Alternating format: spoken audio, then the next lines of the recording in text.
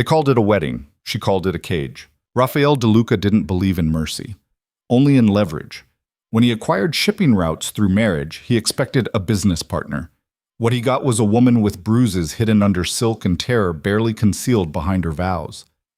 Elara Quinn wasn't here by choice. She was collateral, a transaction. And the moment Raphael saw the truth in her eyes during their first dance, something cracked in the empire he'd built on ruthlessness. Because power, he was about to learn, meant nothing if you became the monster you swore you'd never be. Stay with me until the end of this story. Hit that like button and drop a comment with your city so I can see how far this tale travels. The contract sat on Rafael De Luca's desk like a death sentence written in legal prose. He'd read it 3 times already, not because the terms were complex, but because he still couldn't quite believe Marcus Quinn had been stupid enough to sign it. 20% equity in Quinn Shipping International, exclusive access to the Atlantic Corridor, and one additional clause that made Raphael's attorney actually laugh out loud when they drafted it. "You're taking his daughter as payment?" Vincent had asked, removing his reading glasses. "That's medieval, even for you." Raphael had shrugged. He offered. That had been 6 weeks ago. Now, standing in the private room of St. Catherine's Cathedral, adjusting cufflinks that cost more than most people's cars, Raphael felt nothing. He'd felt nothing for so long that the absence of emotion had become its own kind of comfort. Feelings were liabilities. Attachments were weapons your enemies could use against you. The door opened. Father McKenna entered, wringing his hands. "Mr. De Luca, the bride has arrived." "Is she ready?" The priest hesitated. "She's present." Raphael caught the distinction but didn't comment. He followed McKenna through corridors that smelled like incense and old wood, past stained glass windows that painted the floor in fractured light. His footsteps echoed. Everything about this place felt designed to make you feel small, judged. Raphael had stopped feeling judged around the same time he stopped feeling anything else. The ceremony was private. No guests beyond the legally required witnesses, Vincent and some paralegal whose name Raphael hadn't bothered to learn. Marcus Quinn sat in the front row, looking like a man who'd just sold his soul and was trying to convince himself he'd gotten a good price. Then Raphael saw her. Elara Quinn stood at the altar in a dress that probably cost a fortune, but hung on her like she was drowning in fabric. She was beautiful in that fragile way that made men want to either protect or possess. Raphael had learned long ago that the difference between those two impulses was thinner than most people wanted to admit, but it was her eyes that stopped him. She wasn't looking at him with the resigned practicality he'd expected. She wasn't even looking at him with hatred, which would have at least suggested some fight left in her. She was looking at him with the flat, distant gaze of someone who'd already left their body. Someone who'd learned that the only way to survive certain things was to not be present for them. Raphael had seen that look before, in mirrors mostly, when he was younger. He walked to the altar. She flinched. It was subtle, just a slight tension in her shoulders, a barely perceptible shift in her weight like she was preparing to absorb a blow. Father McKenna was already reading from his book, something about sacred unions and eternal bonds, words that meant nothing in this room where a father sat watching his daughter being traded like livestock. "Do you, Raphael Joseph De Luca, take this woman?" "I do," Raphael said, cutting him off. The priest blinked but continued. "And do you, Elara Catherine Quinn?"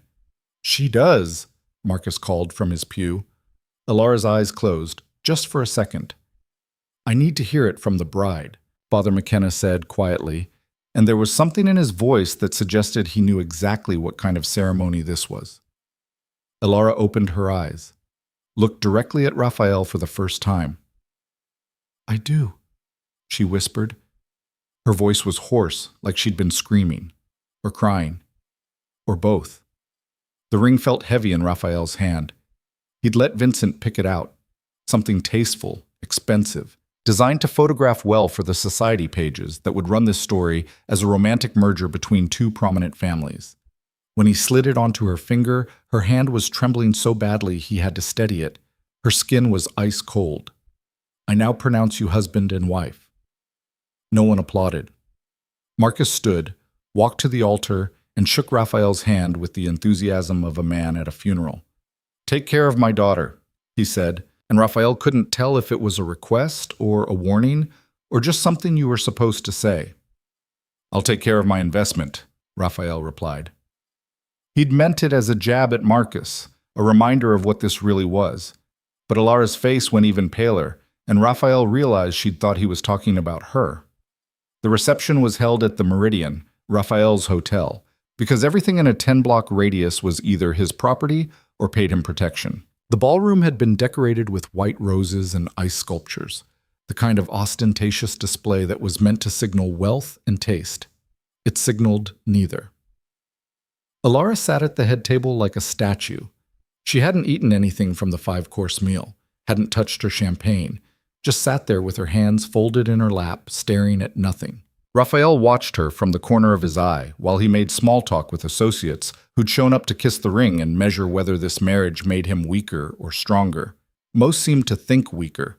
A wife was a pressure point, something that could be used against you. They weren't wrong. You should dance with your bride, Vincent said, appearing at his elbow. People are starting to talk. Let them talk. Raphael. Vincent's voice dropped. You look like you're attending a business acquisition, not your own wedding. At least pretend you wanted this. Raphael stood, crossed to Alara, extended his hand. She looked at it like he was offering her a snake. We should dance, he said. Not a question. She took his hand because what choice did she have? Her palm was still freezing. Raphael led her to the dance floor while a string quartet played something classical and melancholic. Other couples joined them, but Raphael was only aware of the woman in his arms who was holding herself so rigidly she might shatter. You can relax, he said quietly. Can I? It was the first full sentence she'd spoken to him. Her voice was different now, not hoarse, but sharp. There was something underneath the fear, anger maybe, or just exhaustion. I'm not going to hurt you. She laughed, actually laughed, though it sounded more like a cough. Everyone hurts me. Why would you be different? Because I'm not everyone. No. She met his eyes. You're worse. At least the others pretended to care. The song ended. She pulled away from him immediately, like his touch was burning her. Raphael let her go. Watched her disappear into the crowd, though crowd was generous for the 30 or so people who'd shown up. Marcus approached him, whiskey in hand, cheeks already flushed. She'll adjust, he said, clapping Raphael on the shoulder. Alara's always been dramatic. Give her a week, she'll settle in. How many times have you sold her before? Marcus's smile froze. Excuse me? She's terrified. Not nervous, terrified. That doesn't happen overnight. My daughter is fine. She's just... What did you do to her? The question came out harder than Raphael intended.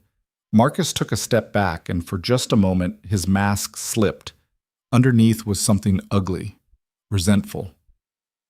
I did what fathers do, Marcus said quietly. I made sure she understood her place. Raphael's hand moved before his brain caught up. He had Marcus by the collar, yanking him close enough to smell the whiskey on his breath. If I find out you laid a hand on her... You'll what? Marcus smiled, and it was the smile of a man who knew he'd already won. She's your problem now, DeLuca. You wanted the shipping routes? You got them. And you got her. So if she's broken, that's on you to fix. Or throw away. I honestly don't care anymore. Raphael released him. Marcus straightened his jacket, drained his whiskey, and walked away. The rest of the reception passed in a blur. People left in clusters, offering congratulations that sounded like condolences. Vincent stayed until the end, helping coordinate the cleanup, saying nothing about the incident with Marcus because Vincent knew when to stay silent. Finally, it was just Raphael and Alara. She stood by the windows overlooking the city, still in her wedding dress, looking like a ghost. We should go, Raphael said. She didn't turn. Where? Home. I don't have one of those anymore. Raphael stepped closer. Not too close, he was learning her boundaries. The penthouse, top floor, it's secure. Is that supposed to comfort me? Now she did turn, and her eyes were rimmed red. That I'm being taken to a secure location? You can have your own room, your own space. I'm not... He stopped, started again. I'm not going to force anything. She studied him for a long moment. Men like you always say that, right before they force everything. I'm not other men. You keep saying that. Her voice cracked. But you took me anyway. You signed a contract that made me property. So forgive me if I don't believe you're different.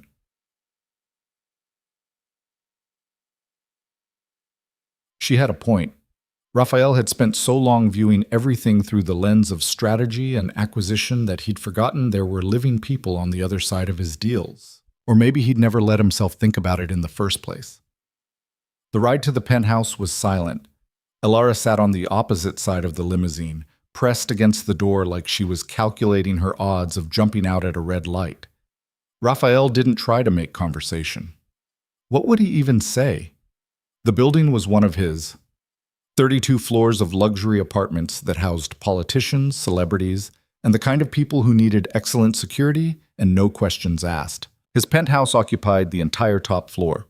Private elevator, biometric locks, windows that were actually reinforced steel with a ballistic rating that could stop a rocket launcher. Elara took it all in with that same distant expression.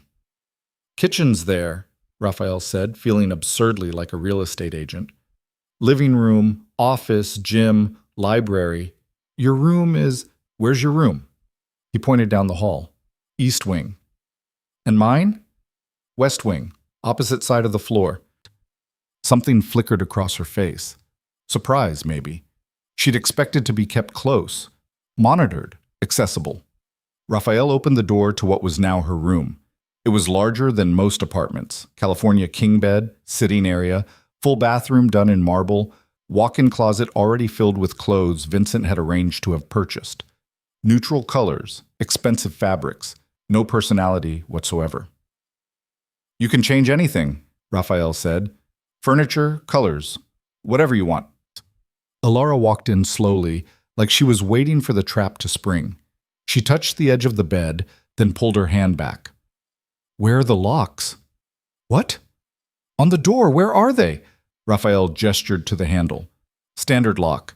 And there's a deadbolt if... No. She shook her head. I mean the ones that keep me in. Jesus. There aren't any, Raphael said carefully. You can lock me out, but I can't lock you in. She didn't believe him. He could see it in her eyes. Elara, don't. She held up a hand. Just don't. I'm tired. I want to sleep. Raphael nodded, stepped back into the hall. If you need anything, there's a phone in every room.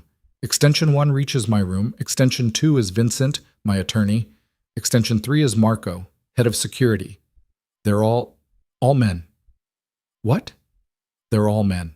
Of course they are. She laughed again, that broken sound. Good night, Mr. DeLuca. She closed the door. A moment later, he heard the lock click, then the deadbolt. Then something heavy being dragged across the floor, the dresser probably, barricading herself in. Raphael stood in the hallway for a long time, listening to the silence. He'd built an empire on his ability to read people, to anticipate their moves, to know what they wanted before they did. But standing outside that locked door, listening to his new wife fortify herself against him, Raphael realized he'd miscalculated everything. This wasn't a business arrangement. It was a hostage situation, and he was the captor. The next morning, Raphael woke to his phone buzzing. Vincent. We have a problem, his attorney said without preamble. What kind? The kind where Marcus Quinn is already trying to renegotiate the shipping contract. He's claiming you haven't upheld your end. Raphael swung his legs out of bed, already reaching for clothes. He got paid. Roots transferred yesterday. He's not talking about money. He's talking about his daughter. What about her? Vincent sighed. He expects you to consummate the arrangement. His words, not mine. Apparently he's been getting calls from associates who saw the wedding, and they're all asking why his daughter looked like she was at a funeral. He wants proof of marital commitment. Raphael's jaw clenched. He wants proof I raped her. He didn't use that word. He didn't have to. Raphael grabbed his watch from the nightstand. Tell Marcus Quinn to go to hell. The contract says nothing about... Actually, it does. Page 47, subsection 12. There's a clause about maintaining the appearance of a legitimate marriage for publicity purposes. He's arguing that if the marriage appears forced or unconsummated, it damages both your reputations and therefore the business relationship. That's the most asinine thing I've ever heard. Possibly. But it's also legally enforceable if he pushes it. Raphael closed his eyes, counted to 10. I'll handle it. How? I don't know yet. He ended the call, stood there in his bedroom that was all sharp angles and city views, everything designed to project power and control. None of it felt like enough anymore. A soft knock on his door. Marco, his head of security. Boss, we have another situation. What now? Mrs. DeLuca hasn't come out of her room. It's been 14 hours. She's not answering the phone, and the door's still barricaded. Raphael's stomach dropped. You tried calling? Every hour, nothing. He was moving before he thought about it, striding down the hall to the west wing, stood outside her door, listening. Nothing. No movement, no sound, no indication of life. Elara? He knocked. I need to know you're all right. Silence. I'm going to break down the door if you don't answer. Still nothing. Raphael stepped back, nodded to Marco. His head of security was a former Spetsnaz operator who'd once punched through a brick wall. The bedroom door lasted about 3 seconds. The room was empty. No, not empty. The bed was made. The bathroom was pristine, but Elara was gone. Raphael's mind raced. The window? No, they were 32 floors up and bulletproof. The door had been barricaded from the inside, which meant a sound from the closet. Soft, muffled. He crossed the room in 3 strides, yanked open the closet door. Elara was curled in the corner, wedged between a wall of clothes and the back panel. She changed out of the wedding dress into an oversized sweatshirt and jeans. Her knees were pulled to her chest. Her eyes were open but unfocused. She wasn't crying, wasn't shaking, just gone. Elara. No response. Raphael crouched down slowly, keeping his movements visible and non-threatening. Can you hear me? Nothing. He'd seen this before. Shock, maybe. Or a complete shutdown. The human brain's last defense when fight or flight weren't options. I'm going to call a doctor, he said quietly. No. The word was barely a whisper. You need help.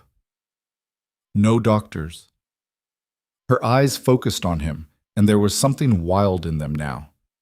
No doctors, no police, no one. They'll tell him. They always tell him. Tell who? Your father? She flinched at the word. Raphael sat down on the floor, keeping distance between them. He can't touch you here. You don't understand. Her voice was getting stronger, but not in a good way. Frantic. He has people everywhere, doctors, lawyers, judges, they all owe him. If I go to a hospital, if anyone official sees me, he'll know, and then he'll... She stopped, wrapped her arms tighter around herself. He'll what? He'll take my sisters. Raphael went very still. What? I have 2 younger sisters, 15 and 13. That's why I agreed to this.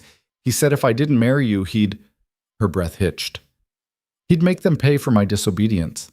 And I know he would. He's done it before. The pieces started falling into place. The terror, the resignation, the way she'd looked at him during the ceremony like he was just another punishment in a long line of them. Where are your sisters now? Boarding school, St. Anne's in Connecticut. He pays the tuition, controls their allowance. If I step out of line, he cuts them off. Or worse, he brings them home. What happens when they come home? Elara's laugh was hollow. The same thing that happened to me. Raphael felt something crack in his chest. It wasn't emotion. He'd locked that away years ago. But it was close. Some ancient fury that predated civilization, the kind that made men burn cities and salt the earth. He hit you. It wasn't a question. Among other things. She met his eyes. I was 17 when I learned that fathers aren't supposed to love their daughters. They're supposed to own them. And if you're owned, you can be rented out, loaned, traded. The first time She stopped, swallowed. I tried to run. He broke my arm. Told everyone I fell down the stairs. The second time he broke 3 ribs and my jaw. No one questioned it. The third time I stopped running. Raphael's hands were shaking. He clenched them into fists. How long has this been happening? 6 years since my mother died, and there was no one left to stop him. Elara's voice was flat now, clinical. He started with me because I was oldest, told me if I cooperated, he'd leave the younger ones alone. I believed him for a while. Then I realized he was lying. He was always going to hurt them. I was just delaying the inevitable. So you married me to buy them time. I married you because it was the only option that didn't end with all 3 of us dead or worse. She tilted her head. What did you think this was? A love match? I thought it was a business arrangement. It was. I'm the merchandise. You're the buyer. My father's the broker. Everyone gets what they want. Except you. She smiled, and it was the saddest thing Raphael had ever seen. I stopped wanting things a long time ago. It hurts less. They sat there in silence. Raphael on the closet floor of a penthouse worth more than most people would earn in 10 lifetimes. Elara curled in the corner like she was trying to take up as little space as possible. I need you to listen to me, Raphael said finally. Your father doesn't control what happens in this apartment. I do. And I'm telling you right now, no one is going to hurt you here. Not him, not anyone. You can't promise that. I'm Raphael DeLuca. I own half this city and control most of the rest. If I say you're safe, you're safe. And what's the price? Her eyes were hard now. Because men like you don't do anything for free. So what do you want from me? Sex? Obedience? A pretty accessory to photograph well at events? I want you to eat something, Raphael said. And maybe not spend the next week hiding in a closet? She blinked. That's it? That's it. I don't believe you. I don't care if you believe me. I'm still not going to force you to do anything. Elara studied him for a long moment. You're going to get bored. Men like you always get bored. And when you do, you'll remember that you paid for me and you'll decide to get your money's worth. Men like me, Raphael repeated. You keep saying that. What do you think I am? A monster with good lawyers. Fair enough. He stood, offered his hand. But I'm your monster now, and I protect what's mine. She didn't take his hand, pushed herself up on her own, using the wall for support. I'm not yours. The contract says otherwise. The contract is a piece of paper. The contract is the only thing keeping your father from showing up here and dragging you back. So yes, you're mine. On paper, at least. Which means he can't touch you without declaring war on me. And trust me, he's not stupid enough to do that.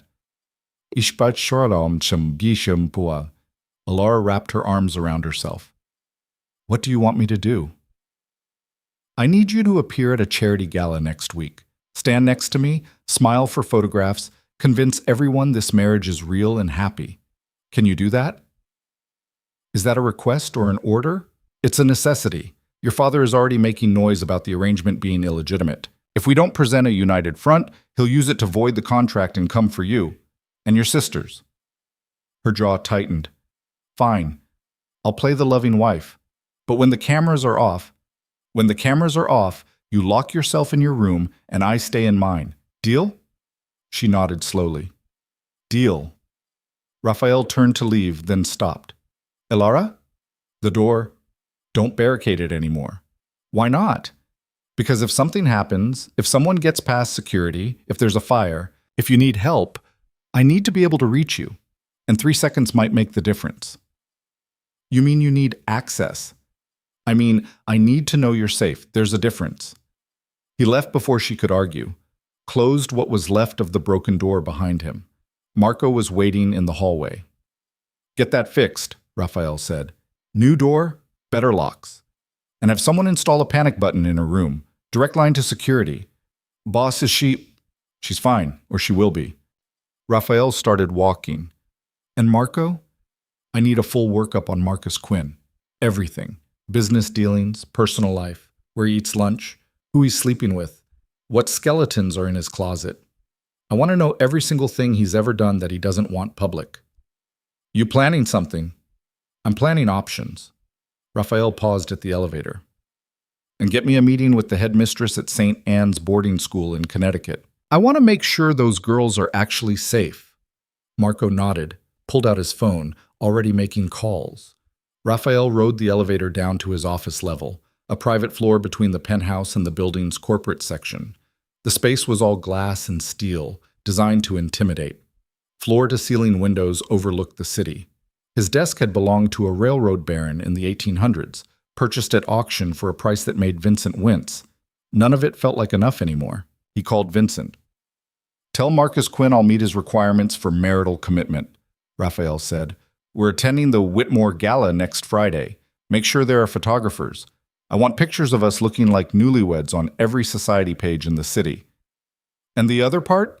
Vincent asked carefully. "What other part?" "The actual consummation." "Tell him to go to hell.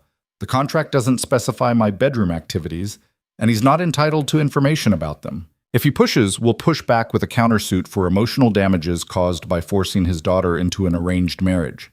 "That won't stick." "It doesn't have to stick. It just has to be public. You think Marcus wants people knowing he sold his daughter?" Vincent was quiet for a moment. "You're protecting her." "I'm protecting my investment." "Raphael, don't." Raphael's voice went hard. "Just do what I'm paying you to do and keep Quinn off my back." He ended the call. Sat at his desk that had seen 100 years of business deals and probably 1,000 betrayals. Looked out at the city he'd conquered through fear and calculated violence, and wondered when exactly he'd become the kind of man who measured his worth in how many people were afraid of him. The week crawled by. Elara emerged from her room in carefully scheduled increments. Early morning, when Raphael was usually in his office, late afternoon when he was out handling business. They orbited each other like planets, maintaining careful distance. Raphael had staff leave meals outside her door. She never ate them. He had the kitchen stock foods a nutritionist recommended for someone recovering from trauma. She ignored those too. On Thursday, 3 days before the gala, he found her in the library. It was his favorite room in the penthouse. 2 stories of books he'd collected over years, everything from first edition philosophy to pulp fiction he'd read as a kid. Elara was curled in one of the leather chairs, so absorbed in a book she didn't hear him enter. "Find something interesting?" he asked. She startled, nearly dropping the book. "I didn't think you'd be home." "It's my home." "I know, She stood. "I'll go." "You don't have to." Raphael moved to the bar cart, poured himself a scotch. "What are you reading?" She held up the book. "East of Eden." Good choice. Steinbeck understood that people are more complicated than good or evil. Is that why you have an entire shelf of his work? That's why I have an entire library. He gestured to the shelves. I grew up poor. Books were how I learned the world was bigger than the neighborhood that tried to kill me. What's your excuse? I grew up rich. Books were how I learned there were places where people actually cared about each other. She said it matter-of-factly, but Raphael heard the weight underneath. Your father, I don't want to talk about him. She set the book down. I should go. You probably want privacy. Elara, this is your home too. You can use any room you want. Can I? She turned to face him fully. Or is that another one of those things you say to make yourself feel better about what you did? What I did? Bought me. Like I was a car or a building or... Her voice cracked. I'm trying really hard not to hate you, but you're not making it easy. Raphael set down his glass. I didn't know. About your father. About any of it. Would it have mattered? The question hung between them. Would it have mattered? Raphael wanted to say yes. Wanted to believe he would have walked away from the deal if he'd known what Marcus Quinn was really selling. But he'd done business with monsters before. Had made deals that destroyed lives. Would this have been different? I don't know, he said finally. I'd like to think so, but I don't know. At least you're honest. Elara picked up the book again. Can I take this to my room? You can take the whole library if you want. I just want this one. She left without another word. Raphael stood there, drinking scotch and wondering when his penthouse had started feeling like a prison for both of them. Friday arrived. The Whitmore Gala was one of those events where the city's elite gathered to pretend they cared about charity while actually measuring their wealth against each other. Raphael had attended dozens of them, always alone, always leaving early. Tonight would be different. Vincent had arranged for a stylist to bring dresses to the penthouse. Alara locked herself in a room with the woman for 2 hours while Raphael waited in a suit that cost more than most people's monthly salary. When she finally emerged, he nearly forgot how to breathe. The dress was midnight blue, fitted but not revealing, elegant without trying. They'd done something with her hair, pulled it back in a way that showed her face, which was both beautiful and terrifying because now he could see every emotion she was trying to hide. Fear, exhaustion, grim determination. "I look appropriate?" she asked. "You look stunning." That wasn't the goal. She crossed to him, and he saw she was wearing heels that made her almost his height. The goal is to look married, convince people this is real. So what do we need to do? Act like we can stand being in the same room. I can do that. What else? Raphael thought about it. When we're photographed, I'll put my hand on your back. Small gestures. Nothing intrusive. And if people ask how we met, business arrangement through your father, we spin it as a strategic alliance that became something more, a lie, a useful one. She nodded, took a breath. Okay, let's go lie to a room full of people who'll probably see right through us. The gala was held at the Metropolitan, a historic building that had been converted into an event space for occasions like this.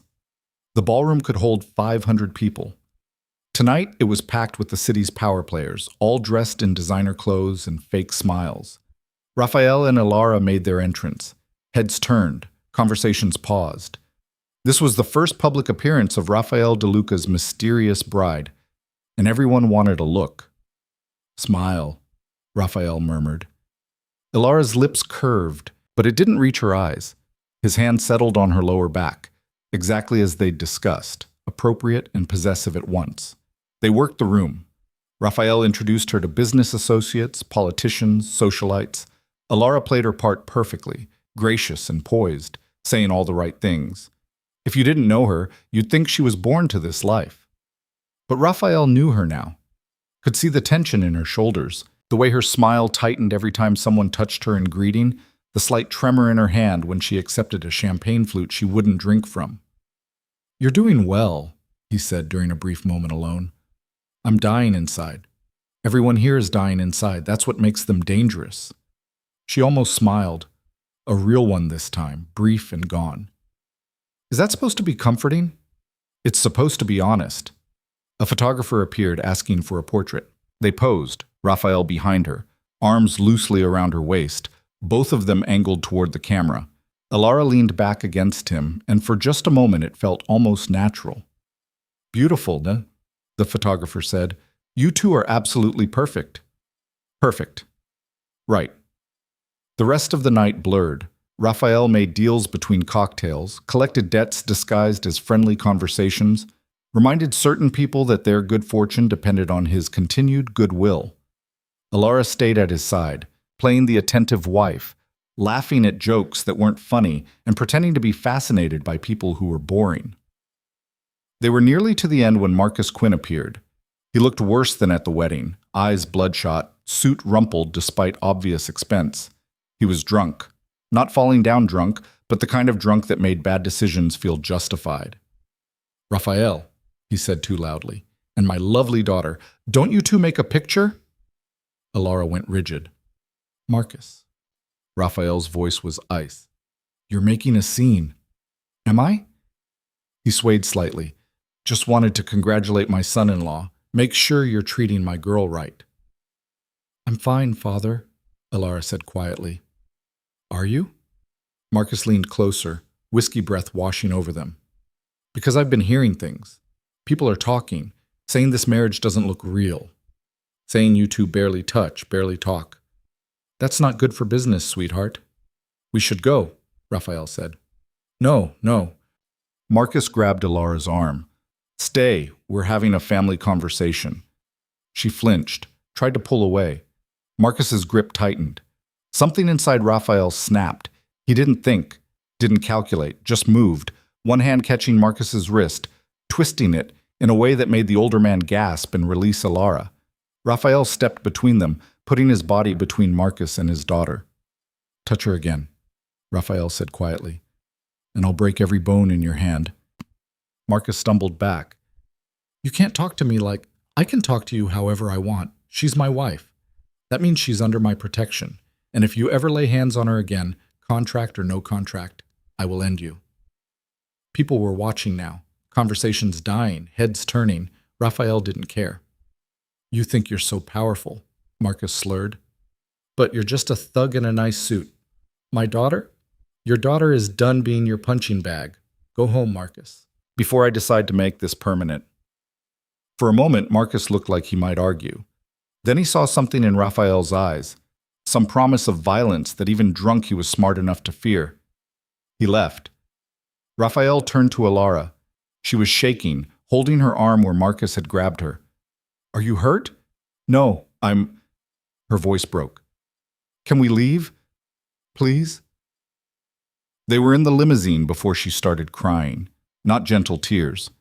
Great, wrenching sobs that came from somewhere deep and old and broken. She curled into herself, pressing her face against her knees, trying to muffle the sounds. Raphael sat there, useless. He'd faced down armed men, negotiated with killers, built an empire on his ability to handle any situation. But watching Alara fall apart in the seat across from him, he had no idea what to do. "I'm sorry," she gasped between sobs. "I'm sorry. Don't apologize. I ruined everything. The gala, the photos. People saw. I don't care what people saw." Raphael leaned forward. "Alara, look at me." She lifted her head. Her makeup was destroyed, mascara tracking down her cheeks. "Your father will never touch you again," Raphael said. "I promise you that." "You can't promise that." "Yes, I can, because as of tomorrow, he's going to have much bigger problems than you. I'm going to take apart everything he's built, his business, his reputation, his freedom. By the time I'm done, Marcus Quinn will be lucky to avoid prison." "Why?" She wiped at her face. "Why would you do that?" "Because—" Raphael stopped, started again. "Because what he did to you was wrong. And I might be a lot of things, but I don't let people profit from hurting women." It was true, he realized. Somewhere in the last 6 days, this had stopped being about the contract or the shipping routes or business strategy. It had become personal. Alara was still crying, but softer now. "I don't understand you. That makes two of us." They rode the rest of the way in silence. When they reached the penthouse, Alara went straight to her room. Raphael stood in the living room, loosening his tie, feeling like he'd just fought a war. His phone buzzed. "Vincent. Tell me you didn't just threaten Marcus Quinn in front of 200 witnesses. I told him to keep his hands off his daughter." "Raphael, this is going to complicate—" "I don't care. Start the background check. I want everything on Quinn by Monday. Every illegal deal, every bribe, every person he's ever crossed. We're taking him down. This is personal for you. Everything is personal." Raphael ended the call. He poured another scotch, stood at the window, looking out at the city that had made him and broken him and made him again. Behind him, he heard a door open. Alara stood in the hallway, still in her gala dress. "Thank you," she said quietly. "For what?" "For defending me. No one's ever done that before." Raphael turned to face her. "Get used to it." She smiled. Small, hesitant, but real. "Don't get soft on me, DeLuca. I married a monster. I'd hate to find out I got a hero instead." "You didn't." "Good." She started back to her room, then paused. "The door. I didn't barricade it tonight." "I noticed. Don't make me regret it." "I won't." She disappeared into her room. This time, Raphael heard only one lock click. Progress, maybe, or just exhaustion. He finished his scotch, went to his own room, lay in bed staring at the ceiling, thinking about a woman who'd been taught that love meant pain and a man who'd forgotten how to feel anything at all. Somewhere between those two broken people, something was starting to shift. It wouldn't be love, Love was for people who believed in happy endings. But it might be something better. Trust, maybe. Or at least the possibility of it. And in Raphael's world, possibilities were dangerous things. They were also the only things worth fighting for. Monday morning arrived with Vincent sitting across from Raphael's desk, a file thick enough to kill someone dropped between them. "You wanted everything on Marcus Quinn," Vincent said. "This is everything." Raphael opened the folder. Page after page of financial records, wire transfers, property deeds, photographs of Marcus with people who should have been in prison. The man had been busy. Offshore accounts in the Caymans, shell corporations in Delaware, bribes to gang officials, customs agents, 3 city councilmen. Vincent tapped a particularly damning photo. And this is him meeting with the Volkov crew last month. You know what they do. Raphael knew. The Volkovs ran girls, young ones, mostly from Eastern Europe, promised jobs and given nightmares instead. He's been using his legitimate shipping business to move their merchandise, Vincent continued. Human cargo hidden in container shipments. The routes you now control were how they've been operating. Raphael's jaw tightened. How long? At least 4 years? Maybe longer. The paper trail gets murky before that. 4 years. 4 years of Marcus Quinn profiting off human misery while playing the respectable businessman. 4 years of girls disappearing into shipping containers. There's more, Vincent said quietly. About his daughters. Raphael looked up. Alara wasn't the first one he tried to marry off. When she was 19, he arranged a match with someone from the Bratva, Russian mob. The deal fell through when the guy died in a territory dispute. Then there was an oil executive from Dubai, but that one collapsed when Alara tried to run away.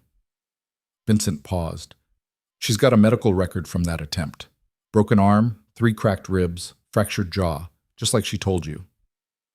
What hospital? St. Mary's. But the attending physician noted that the injuries were inconsistent with a fall. He filed a report with social services. What happened to it? Disappeared. Someone with access to the system made it vanish. My guess? Marcus has people everywhere, just like Alara said. Raphael closed the folder. His hands were shaking again, that fury he'd spent years learning to control threatening to break loose. The younger sisters, he said, are they safe? I spoke with the headmistress at St. Anne's. She confirmed both girls are enrolled, but Marcus is 3 months behind on tuition. She's been sending letters. He hasn't responded. Pay it. Full year plus extra for any special programs they want. And set up a trust that continues payments regardless of what happens with Marcus. Vincent made a note. You want your name on it? No, make it anonymous. I don't want Marcus knowing where the money's coming from. Raphael, what's your play here? Good question. Raphael leaned back in his chair, looking at the folder that contained enough evidence to bury Marcus Quinn for several lifetimes. I could hand this to the FBI, he said slowly. Let them tear him apart. But that takes time, trials, appeals, years of legal maneuvering, and the whole time he's still out there, still a threat. Or I handle it the way I used to handle problems, fast, permanent, no loose ends. Vincent went very quiet. You're talking about killing him. I'm talking about making sure he never hurts anyone again. That's killing him, Raphael, and you promised yourself you were done with that. Remember? 5 years ago, after the Castellano situation, you said no more blood. You were building something legitimate. Raphael remembered standing over Castellano's body, watching the life drain out of a man who'd threatened Raphael's operation. Remembered the emptiness afterward, the way violence stopped feeling like protection and started feeling like addiction. He'd walked away from that, built an empire on fear instead of corpses. It had worked, until now. Marcus Quinn doesn't deserve a trial, Raphael said. Maybe not, but Alara deserves a husband who isn't a murderer. She married a monster, she said so herself. She married a man who's trying not to be one anymore. Vincent stood. Look, I get it. What he did to her, what he's still doing, it makes you want to put a bullet in his head. But the second you do that, you become exactly what she's afraid you are. and you lose any chance of this marriage being something other than another transaction. Raphael wanted to argue, wanted to explain that some people only understood violence, that mercy was weakness in their world, that Marcus Quinn would keep hurting people until someone stopped him permanently. But Vincent was already gone. Raphael sat alone in his office, the folder in front of him, trying to remember when he'd started caring about what Alara thought of him. That evening, he found her in the library again. She'd claimed the same leather chair, her feet tucked under her, absorbed in a different book. She looked smaller somehow, more fragile than she had at the gala. "Tolstoy now?" Raphael asked. She jumped, nearly dropping Anna Karenina. "You have terrible timing. Sorry, I'll go." "No, it's—" She sighed. "Stay. I'm just on edge." Raphael poured himself a drink. Bourbon this time, something smoother than scotch. "Because of Friday?" "Because of everything." She marked her place, set the book aside. "I keep waiting for the other shoe to drop, for you to decide this arrangement isn't worth the hassle and send me back. I'm not sending you anywhere. Everyone sends me somewhere. That's what I'm for. A package to be delivered." Raphael sat in the chair across from her. "Your father's not getting you back." "You keep saying that. I keep meaning it." He took a drink. Vincent finished the background check. "Your father's been busy, trafficking, bribery, fraud, enough to put him away for decades." Alara's face showed no surprise. "I could have told you that." "You knew?" "I didn't have proof, but I'm not stupid. Men don't get as rich as my father by following rules." She pulled her knees up to her chest. "What are you going to do with the information?" "I don't know yet." "Liar, you always know. That's why you're dangerous." She was right. Raphael did know. He'd known the moment Vincent showed him the file, but saying it out loud made it real, and real meant consequences. "I could have him killed," Raphael said quietly. Alara went very still. "Could you?" "One phone call. He'd be dead by morning, made to look like an accident or a robbery or just another unsolved murder. The police wouldn't look too hard. They know what he is." "Then why haven't you?" "Because my attorney thinks it would make me a bad husband." She almost smiled. "Your attorney's probably right." "Probably." Raphael finished his bourbon. "But he's also never watched someone he stopped, started over. He's never had to watch someone suffer because they were trying to protect people they love." Alara's eyes were too bright. "Don't." "Don't what?" "Don't make this about me. If you're going to kill my father, do it because he's a criminal. Do it because he deserves it. Don't do it because you think it'll fix me. I'm not fixable. Everyone's fixable." "No." Her voice went hard. "Some things, once they're broken, they stay broken. You can glue the pieces back together, but the cracks are still there, and the first time someone applies pressure, it all falls apart again." Raphael wanted to argue, wanted to tell her she was wrong, that people could heal, that damage wasn't permanent, but he'd seen too much evidence to the contrary, in himself mostly. "Your sisters," he said instead. "The tuition's paid. Full year, plus I set up a trust to cover future expenses." Alara's breath caught. "You what?" "They're safe. Your father can't use them as leverage anymore." "Why would you do that?" "Because you shouldn't have to choose between your safety and theirs."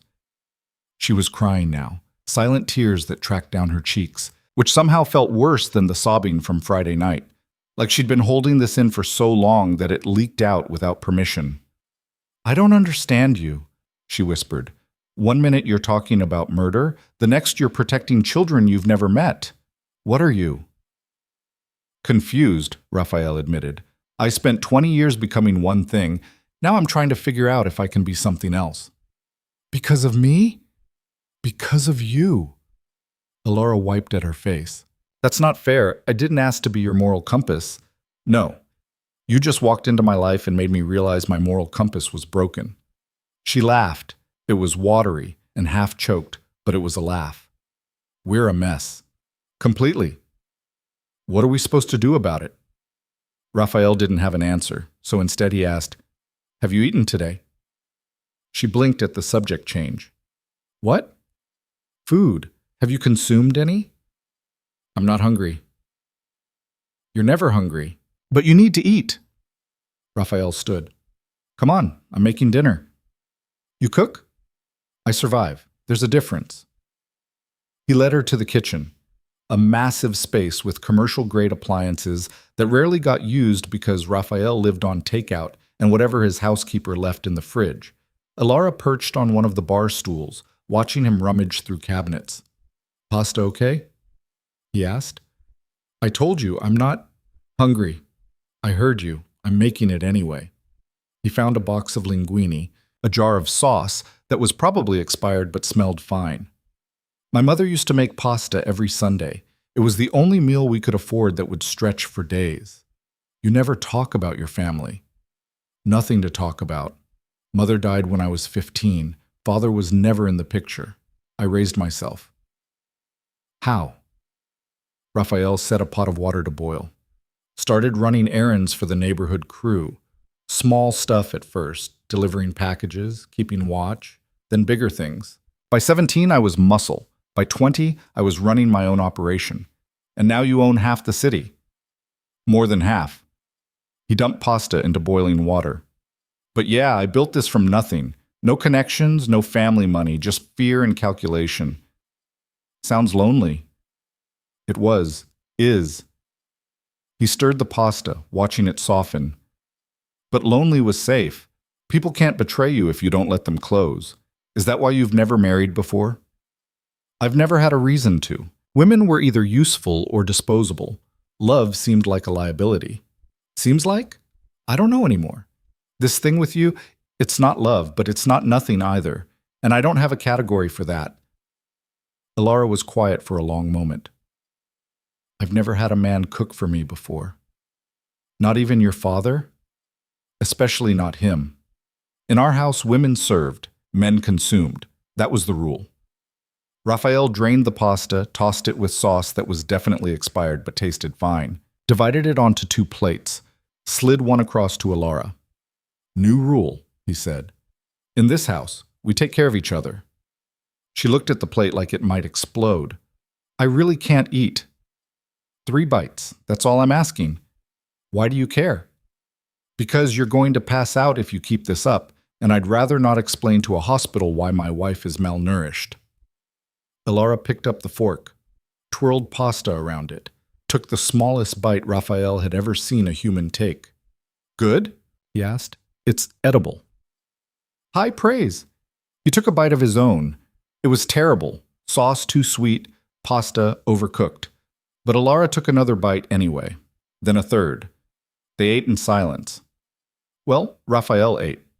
Alara pushed food around her plate, occasionally taking bites so small they barely counted. But she was trying, which was more than she'd done all week. I got a call today, she said finally. From my sister, the older one, Caroline. Raphael looked up. The school let her call? I gave her this number last month, just in case. Alara set down her fork. She wanted to know if I was okay, said she heard about the wedding from other students whose parents read the society pages. What did you tell her? That I was fine, that everything was perfect, that she should focus on school and not worry about me. Her voice cracked. I lied to her, like I always lie to her. You were protecting her. Was I? Or was I just protecting myself from having to admit how bad things really are? Raphael didn't have an answer for that. So he asked, Do you want to see them? Your sisters? Alara's head snapped up. What? They have break coming up in a few weeks. Thanksgiving. We could bring them here. Let you spend time with them. My father would never allow it. Your father doesn't get a vote anymore. I'm your husband. Legally, I have more claim to your family decisions than he does. You do that? Let 2 teenagers invade your pristine penthouse? It's your penthouse too. And they're your family, so yes. Alara stared at him. I don't know what to do with you. That makes 2 of us. She took another bite, then another. By the time she pushed the plate away, she'd eaten maybe a third of the serving, more than Raphael had seen her consume all week. Thank you, she said quietly. For the terrible pasta? For trying. Raphael collected the plates, loaded them into a dishwasher he barely remembered how to use. When he turned back, Ilara was still sitting there, looking lost. "You can ask me," she said. "Ask you what?" "Whatever questions you've been avoiding. I can see it in your face. You want to know details, what he did, how bad it got. Everyone always wants to know." "I don't need details." "Don't you? You're planning his future. Seems like you should know exactly what you're avenging." Raphael leaned against the counter. "Ilara, the first time I was 14, she said, cutting him off, my mother had been dead for 6 months. He came into my room drunk and angry about something. Business deal gone wrong, I think. He said I looked just like her. Said it was my fault she left him." She was speaking in that flat clinical tone again, the one that meant she disconnected from the memory. "He hit me. Not where it would show. He was careful about that. Stomach, ribs, back, places clothes would cover. Then he told me if I ever told anyone, he'd do worse to my sisters. So I didn't tell." "Ilara, you don't have to—" "Yes, I do. Because you need to understand what you're dealing with. This isn't some villain from a movie who can be reformed with enough patience. He's fundamentally broken, and he spent years breaking me to match." Raphael's hands were gripping the counter so hard his knuckles had gone white. "It got worse as I got older," Ilara continued. "More frequent, more violent. He'd go weeks being the perfect father, taking us to dinner, buying us gifts. Then something would trigger him and he'd—" She stopped, breathed. "By the time I was 17, I'd been to the emergency room 4 times. Different hospitals each time, different stories, different doctors who didn't quite believe me but couldn't prove anything." "And no one helped you?" "Why would they? We were the Quinns, wealthy, respected, connected, and I was just a troubled girl with a history of accidents." She met his eyes. "That's what he told people, that I was clumsy, fragile, prone to hurting myself." "That's why you flinched," Raphael said, "at the wedding, why you expected me to hit you." "Every man I've ever known has hit me. Why would you be different?" "Because I'm not him." "You keep saying that, but you're still a violent man who solves problems with fear." "Yes." She blinked. "You're admitting it?" "Why wouldn't I? You're right. I've hurt people, threatened people, built an empire on making others afraid of me. But I've never—" He stopped. "I've done terrible things, Ilara. Things I'm not proud of. But I've never raised a hand to someone weaker than me. Never hurt someone who couldn't fight back. Why not? Because I remember what it felt like. Being 15, being small, having grown men use me as a punching bag because I was easy and available. I swore if I ever got strong enough, I'd never become them." "Did you?" "Did I what? Get strong enough?" Raphael looked at his hands. These hands had broken bones, pulled triggers, signed contracts that destroyed lives. "Yeah, I got strong enough. And I kept my promise. Mostly." "Mostly?" "No one's perfect. I've crossed lines, made exceptions, justified things I shouldn't have. But I've never hit a woman, never hurt a kid. That's the line I won't cross." Ilara was quiet for a long time. Then she said, "My father has no lines." "I know. So when you decide what to do with him, remember that. Remember that he'll keep hurting people until someone stops him. Is that what you want? For me to stop him?" She looked away. "I want to stop wanting him dead. I want to be the kind of person who believes in rehabilitation and second chances. But every time I try to find compassion for him, I remember what he did, what he's still doing, and all I feel is rage. Yes." Her voice was barely a whisper. "I'm so angry all the time, at him, at myself, at the world for letting this happen, and I don't know what to do with it." Raphael moved around the counter, sat on the stool next to hers, careful to maintain distance but close enough to be present. "When I was 17, he said, I killed a man." Ilara's eyes widened. He was one of the neighborhood enforcers. Big guy, mean drunk, liked to hurt people for fun. He cornered me in an alley one night, decided to teach me a lesson about respect. Raphael stared at his hands. "I had a knife. Got lucky. Caught him in the femoral artery. He bled out before anyone could help him." "What happened?" "Nothing. No one cared that he was dead. But I cared. Spent weeks throwing up every time I closed my eyes. Couldn't eat, couldn't sleep, thought I was broken. What changed? I realized rage is just fear wearing a different face. I wasn't angry at him for attacking me. I was terrified that I'd enjoyed killing him, that some part of me had liked the power. Alara absorbed this. Did you enjoy it? Yeah, that's the part that scared me most. It felt good, felt right, and I knew if I wasn't careful, I'd start looking for reasons to feel that way again. So what did you do? I made rules, lines I wouldn't cross, and I've spent 20 years testing those boundaries, seeing how close I can get without breaking them. How's that working out? Until I met you? Pretty well? Now? Raphael shook his head. Now I want to break every rule I've ever made just to make sure you're safe. And that terrifies me. Alara reached out. Her hand hovered over his, not quite touching. I don't want you to become a monster for me. Too late. I've always been a monster. I'm just trying to be one that doesn't hurt you. That's not the same thing. It's close enough. Her hand settled on his, just for a moment. Then she pulled away, like the contact had burned. I should go, she said. It's late. Alara Sinki, thank you for dinner, for listening, for not pushing. She slid off the stool. And for my sisters, that means more than you know. She left before Raphael could respond. He sat alone in the kitchen, surrounded by dirty dishes and the ghost of her touch on his hand. His phone buzzed. Vincent. Tell me you're not doing anything stupid, his attorney said. Define stupid. Well, Marcus Quinn just filed a complaint with the business council, claims you're holding his daughter against her will and interfering with their family relationship. Raphael laughed, actually laughed. He's unbelievable. He's desperate, and desperate men are dangerous. Watch your back. Raphael ended the call, sat in the quiet, thinking about lines that shouldn't be crossed and promises that were getting harder to keep. The next few days developed a rhythm. Alara emerged from her room in the mornings, made coffee she didn't drink, read books in the library. Raphael worked from his office, handled business that was becoming increasingly difficult to focus on. They orbited. Careful, distant, but less hostile than before. On Wednesday, Raphael came home to find her on the phone in the library, crying.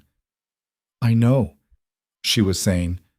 I know, sweetheart. No, I promise I'm okay. Yes, really. Caroline, listen to me. Raphael started to leave, give her privacy. But then he heard her say, please don't come home for Thanksgiving. It's not safe. Stay at school. Please. He stepped into the room. Alara looked up, eyes red. I have to go, she said into the phone. I love you. Tell Meredith I love her too. Be safe. She ended the call, stared at the phone like it had betrayed her. What happened? Raphael asked. My father called them, told Caroline I was being held prisoner, that you were dangerous, that they needed to come home immediately and help rescue me. Christ. She didn't believe him. Thank God she didn't believe him. But Meredith's only 13. She's terrified. Thinks you're going to hurt me. What did you tell her? The truth. That I married you voluntarily, that I'm safe, that they should stay at school where he can't reach them. Alara's voice broke. I lied to a 13-year-old child because the truth, that their father is a monster and their sister married a criminal to escape him, would destroy her.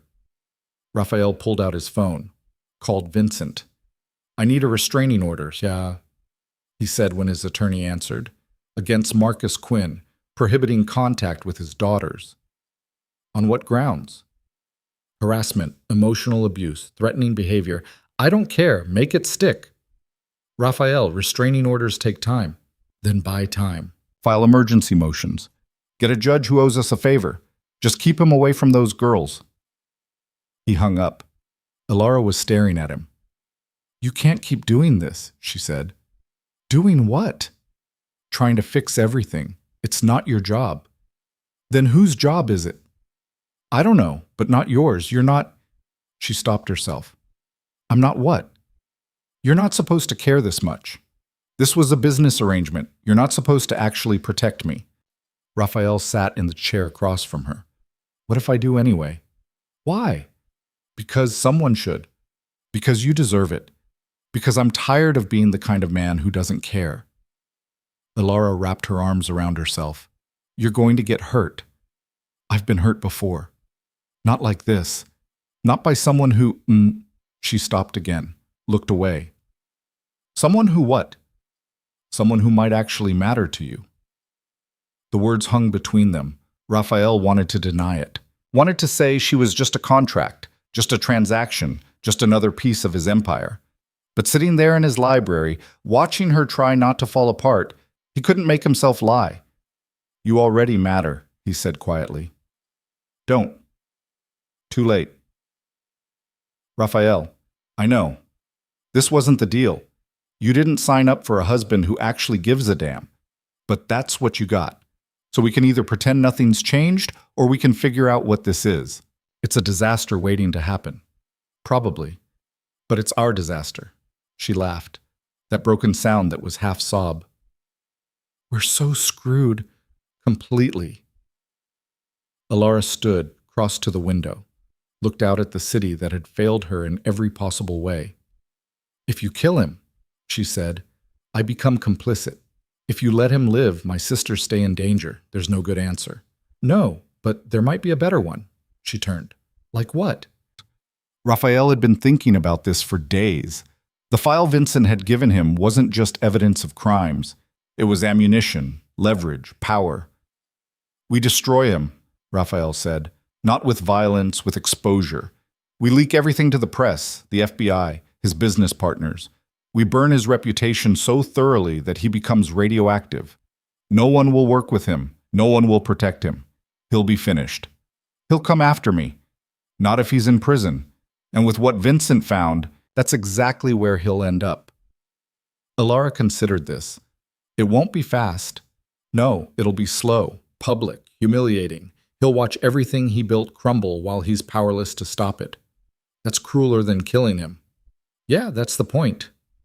She studied Raphael for a long moment. You'd really do that? Wage a legal war instead of just making him disappear? If that's what you want, why does what I want matter? Because this is your trauma, your choice. I'll support whatever you decide, but I won't make it for you. Ilara's eyes filled with tears. No one's ever given me a choice before. Then it's about time someone did. She crossed the room, stood in front of him, and for the first time since he'd met her, she reached out and touched him voluntarily, hand on his shoulder, light and tentative.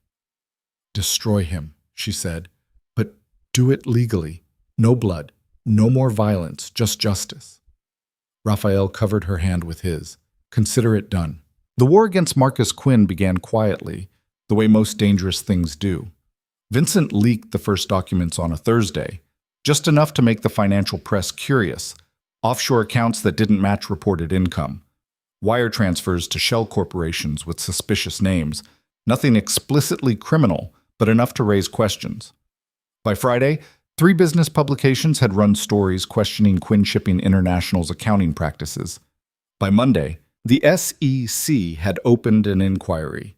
Raphael watched it unfold from his office, Ilara sitting across from him in a chair she'd claimed as her own over the past week.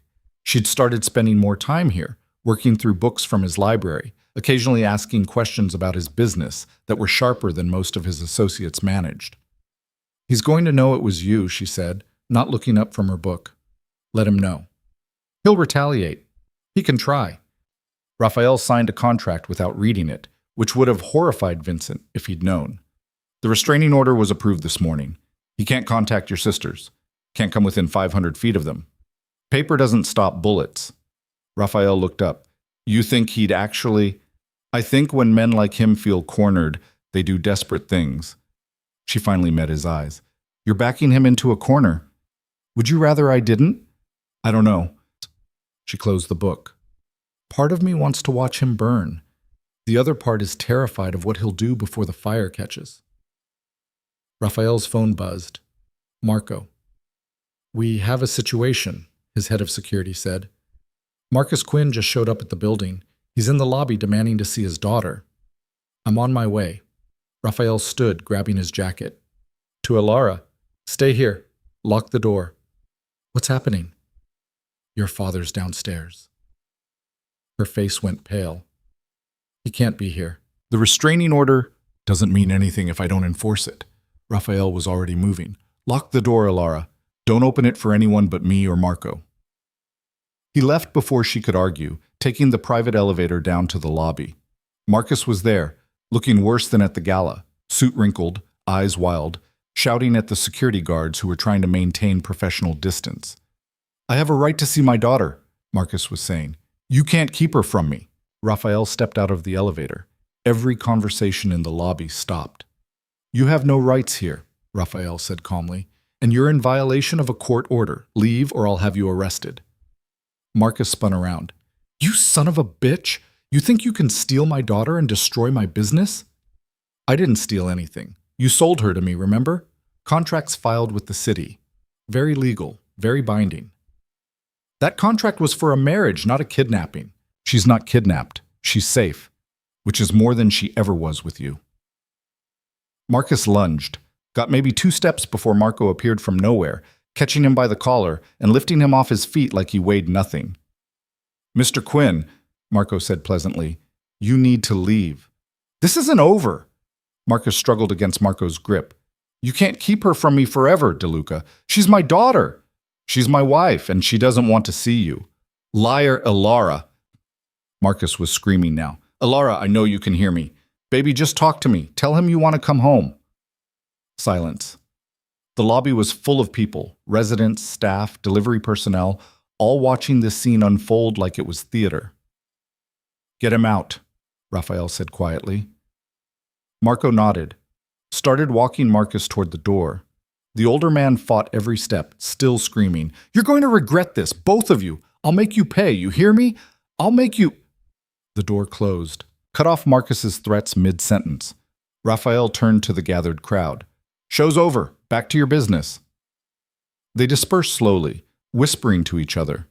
Raphael could already imagine the stories spreading, DeLuca's crazy father-in-law causing scenes, the bride who never appeared, speculation about what was really happening on the 32nd floor.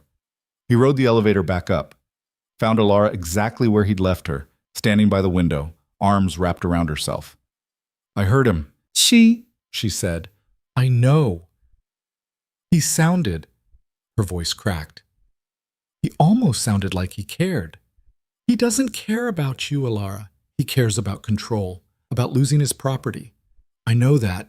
In my head, I know that. But there's this stupid part of me that still hopes. She stopped, pressed her palms against her eyes. I'm an idiot. You're not an idiot. You're someone who wanted a father who loved her. That's not stupid. That's human. Human is overrated. Raphael crossed to her, stood close but didn't touch. He violated the restraining order. I can have him arrested. Don't. Why not? Because then it becomes public. The arrest, the order, all of it. People will ask questions, dig into why a father needs a restraining order to stay away from his daughter. She lowered her hands. I'm not ready for that story to be public. It's going to come out eventually. When the criminal charges hit, when the trafficking investigation goes public, I know, but not today, please. Raphael pulled out his phone, called his attorney. Don't file charges for the restraining order violation, he said when Vincent answered, but document everything. Video footage, witness statements, the works. We'll use it later. You're being soft, Vincent said. I'm being strategic. There's a difference. He ended the call. Alara was looking at him with an expression he couldn't quite read. What? Raphael asked. You listen to me. When I ask for something, you actually listen. Why wouldn't I? Because no one ever has before. She turned back to the window. My whole life, men have told me what to do, where to go, who to be. No one's ever asked what I wanted. What do you want? The question seemed to catch her off guard. She was quiet for a long time, staring out at the city. I want to not be afraid anymore, she said finally. I want to wake up without wondering if today's the day someone hurts me. I want to see my sisters without it being a negotiation or a threat. I want… She stopped. I want things I'm not allowed to want. Like what? Like a life that's actually mine. Raphael moved to stand beside her. They looked out at the city together, this sprawling mess of ambition and damage that had shaped them both. "You have a life," he said. "It might not be the one you imagined, but it's yours." "Is it? Or is it just another cage with better furniture?" "I don't know. You tell me. Do you feel caged?" Alara considered this. "Less than I did, but I'm still waiting for the door to slam shut. What if it doesn't? Then I'll be the girl who married a criminal and pretended it was freedom. Or you'll be the woman who survived and built something new." She almost smiled. "You're very optimistic for someone who kills people for a living." "I don't kill people for a living. I just create circumstances where they stop being problems." "That's the same thing." "Philosophically, maybe. Legally, there's an important distinction." Now she did smile. Small, fleeting, but real. "You're ridiculous. I'm practical." "Same thing." They stood there in comfortable silence until Ilara's phone rang. She checked the screen, and her entire body went rigid. "It's Caroline," she said. "Answer it." She did, putting it on speaker. "Ilara?" Caroline's voice was shaking. "Something's wrong." "What happened?" "Dad just called. He's saying crazy things about Mr. DeLuca, about you being in danger. He wants us to leave school, come home right away. But the headmistress says we can't because of some court order?" Her words tumbled out fast, panicked. "What's going on? Are you okay? Is he hurting you?" Ilara closed her eyes. When she spoke, her voice was steady, calm, the voice of someone who'd spent years learning to lie convincingly. "I'm fine, Caroline, I promise. He's not handling the marriage well. He's upset about losing control of the business arrangement. But I'm safe. Mr. DeLuca hasn't hurt me. Then why is there a restraining order? Because Dad showed up here making threats. It's just a precaution." "Ilara," Caroline's voice dropped. "Tell me the truth, please. I'm 17, not 7. I know something's wrong. I've known for years." Ilara's breath caught. Raphael watched her struggle with the decision, lie to protect her sister, or trust her with his truth. "Put Meredith on the phone too, Sidkus," Ilara said finally. "Three-way call. I'm only saying this once." A moment later, a younger voice joined. "Lara?" "Hey, Mare. I need you both to listen, okay? Really listen." Ilara sat down, and Raphael sat beside her. "Dad's not a good man. He never was. And the things he did to me—" Her voice broke. "I can't get into details, but I married Mr. DeLuca to get away from him, to protect you both." Silence on the other end. "I knew it," Caroline whispered. "I knew he was hurting you. I didn't know how to stop it." "You couldn't have stopped it. Neither could I. But I'm out now, and you're safe at school. The restraining order means he can't pull you out, can't bring you home. You're protected." "What about you?" Meredith's voice was small. "Are you really safe with him, with Mr. DeLuca?" Ilara looked at Raphael. He nodded, giving permission for whatever she needed to say. "Yeah," Ilara said. "I really am." "Does he know?" Caroline asked. "About Dad? About what he did to you?" "He knows. And he's not like that?" "No, Ilara stopped, started over. "He's different. Dangerous in other ways, but not to me. Never to me." "I want to meet him," Caroline said. "Thanksgiving break. Can we come visit?" Ilara looked at Raphael again. He nodded. "Yeah," Ilara said. "You can come for Thanksgiving, but there are rules. You don't go anywhere without security. You don't talk to Dad if he tries to contact you. And you trust me when I say someone's not safe." "Okay," Caroline said. "We can do that." "Lara?" Meredith's voice was quiet. "I'm scared." "Me too, sweetheart, but we're going to be okay. All of us. I promise." They talked for a few more minutes, logistics, reassurances, the kind of mundane details that felt bizarre given the conversation they'd just had. When Ilara finally hung up, she sat there staring at the phone. "I just told my baby sisters their father's a monster," she said. "They already knew. You just confirmed it. That doesn't make it better." "No, but it's honest, and honesty's how you start to heal." Ilara laughed. that hollow sound. When did you become a therapist? I'm not. I'm just someone who spent 20 years lying to himself about who he was. I know where that road ends. Where?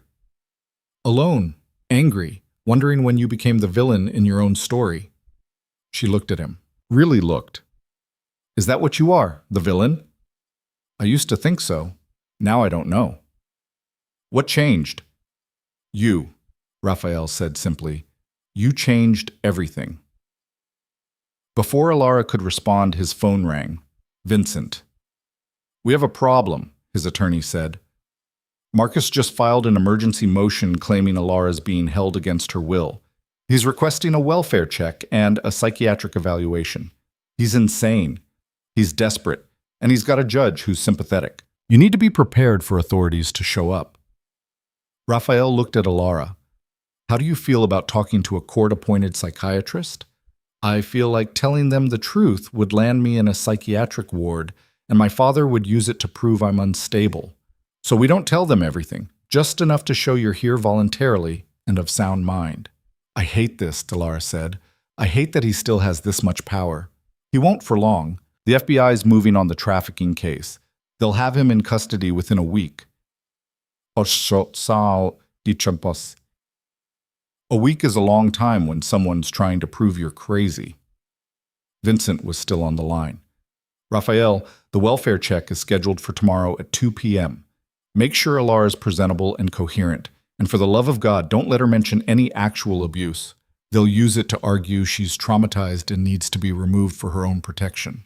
So she has to pretend everything's fine. She has to pretend she's a newlywed who's happy with her life choices. Can she do that? Raphael looked at Alara. She nodded. She can do that, Raphael said.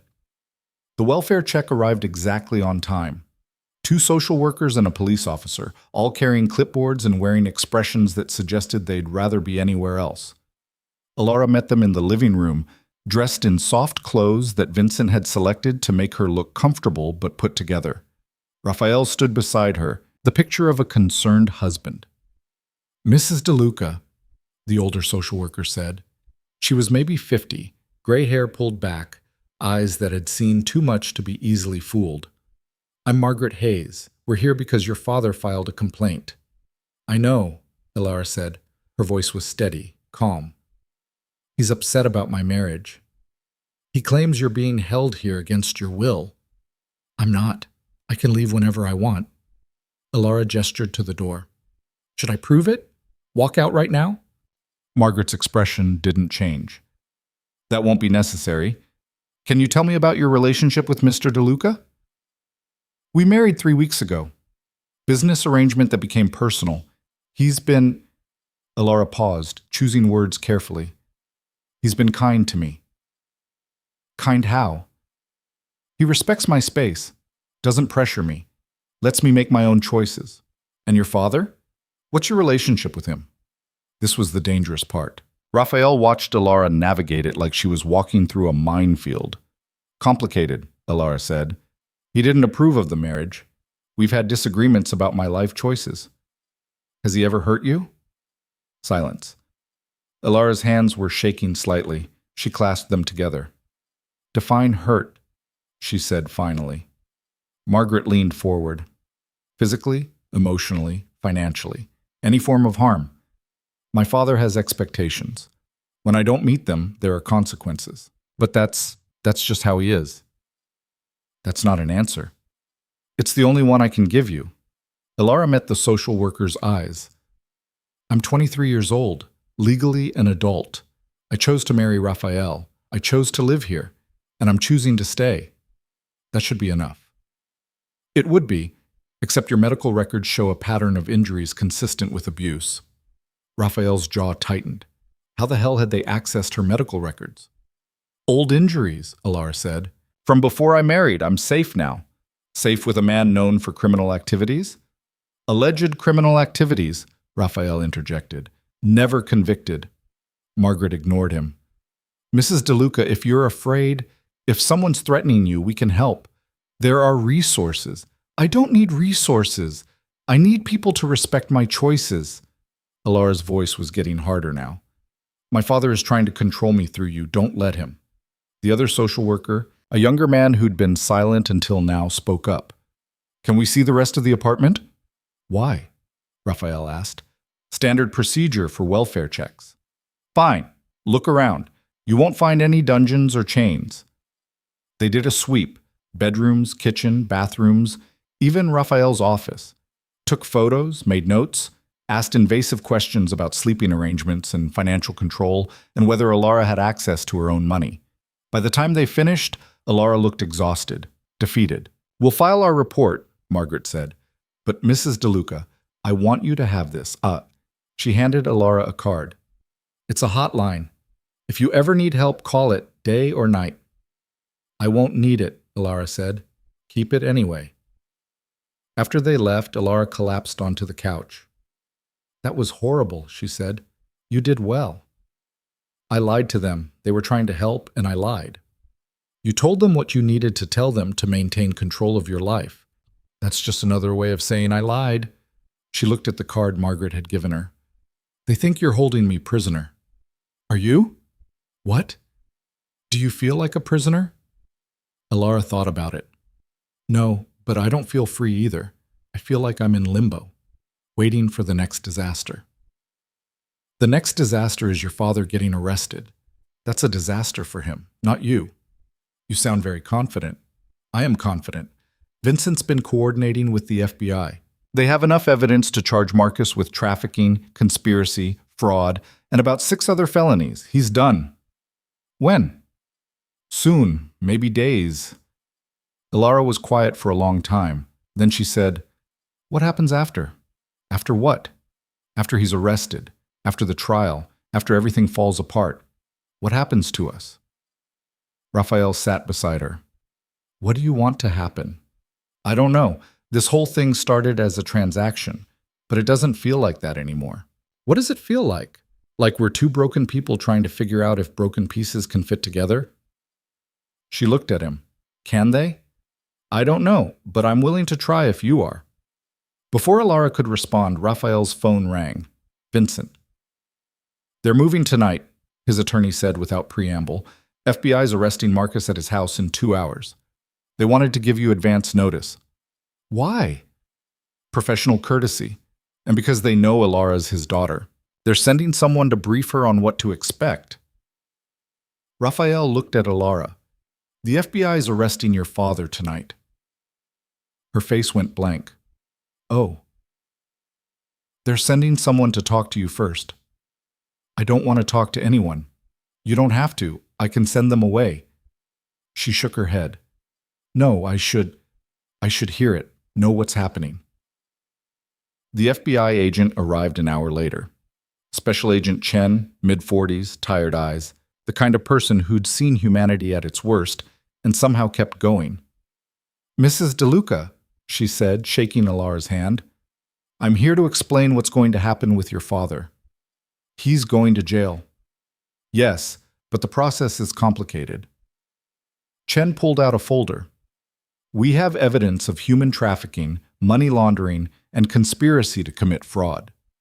The charges carry significant prison time, but building a case takes time. There will be arraignment, bail hearings, possibly a trial. How long?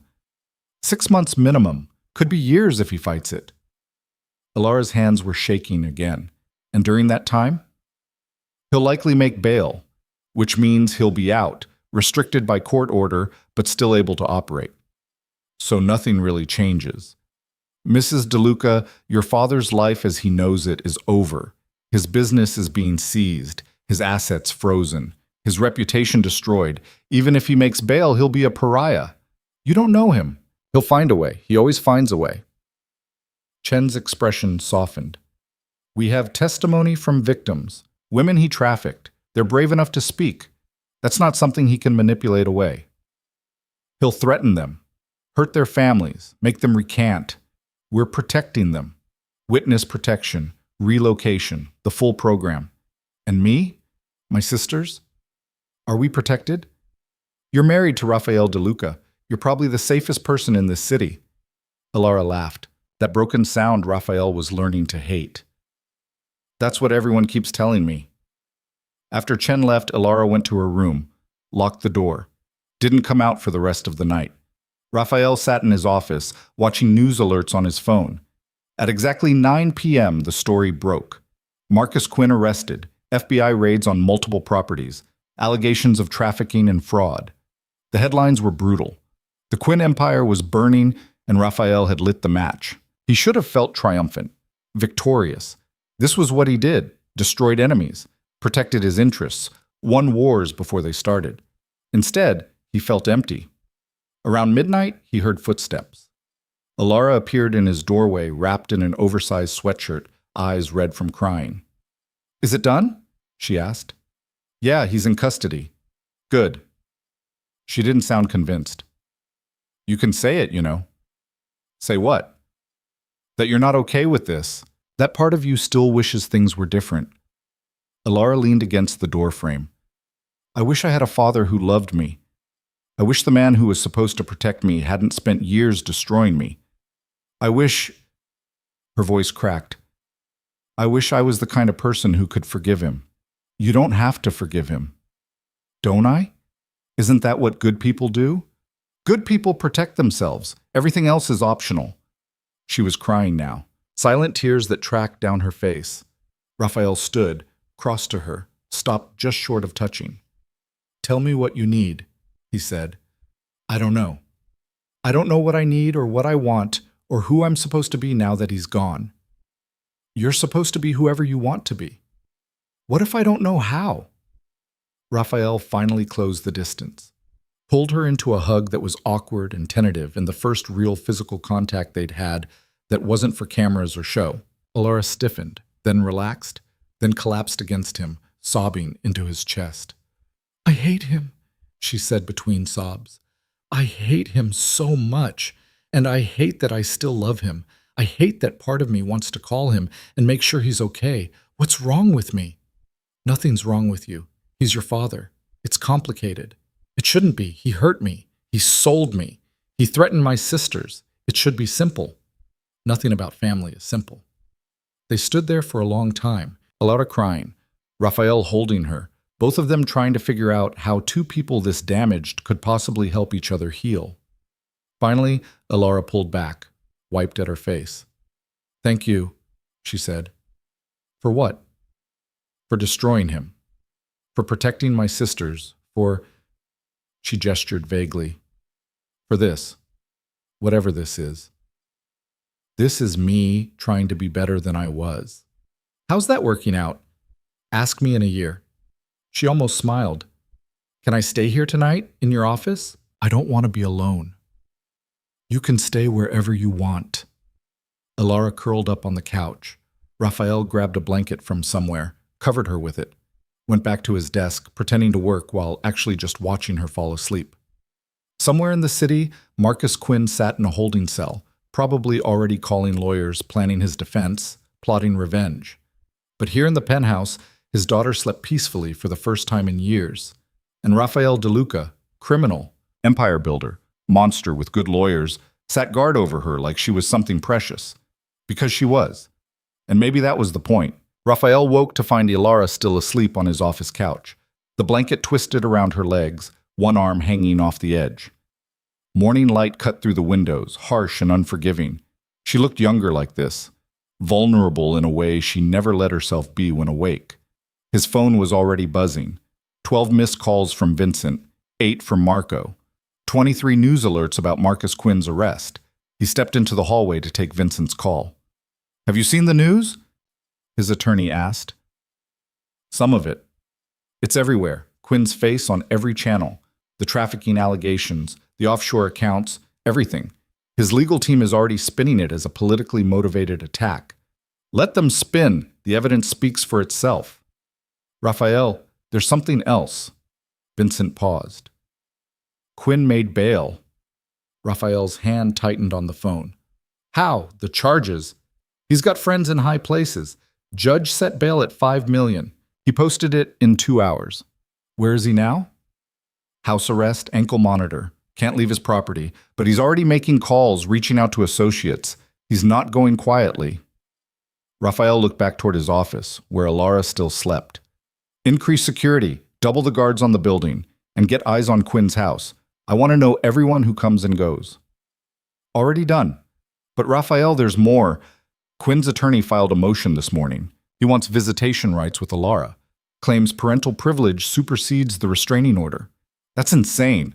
That's expensive lawyers. The hearing's in 3 days. Raphael ended the call, stood in the hallway trying to control the rage building in his chest. Marcus Quinn had been arrested, exposed, humiliated, and somehow he was still finding ways to terrorize his daughter. Back in the office, Alara was awake, sitting up, staring at nothing. He made bail, she said, not a question. How did you... I know him. Of course he made bail. She pulled the blanket tighter around herself. He's coming for me, isn't he? He's on house arrest. He can't physically come anywhere. That's not what I meant. Raphael sat in the chair across from her. His attorney filed for visitation rights. Alara's laugh was bitter. Of course he did. Can't control me directly, so he'll use the courts. It's what he does. The hearing's in 3 days. Vincent's already preparing a counter motion. It won't matter. He'll have a judge in his pocket. They'll say a daughter should see her father, that family bonds are sacred, that I'm being manipulated by you. She looked at Raphael. And maybe they're right. You're not being manipulated, aren't I? I married a stranger to escape my father. Now that stranger is fighting legal battles on my behalf. How is that different from being controlled? Innocence. Because you have a choice. You can walk away anytime. Can I? Where would I go? Back to him? Out on my own with no money, no job, no way to protect my sisters? She stood, started pacing. I traded one cage for another. At least this one has better bars. Raphael wanted to argue, wanted to prove she was wrong, but watching her pace his office in yesterday's clothes, looking lost and small and furious, he wasn't sure he could. What do you want? He asked. I want to not have this conversation. I want to wake up and have my biggest problem be what to eat for breakfast. I want... She stopped.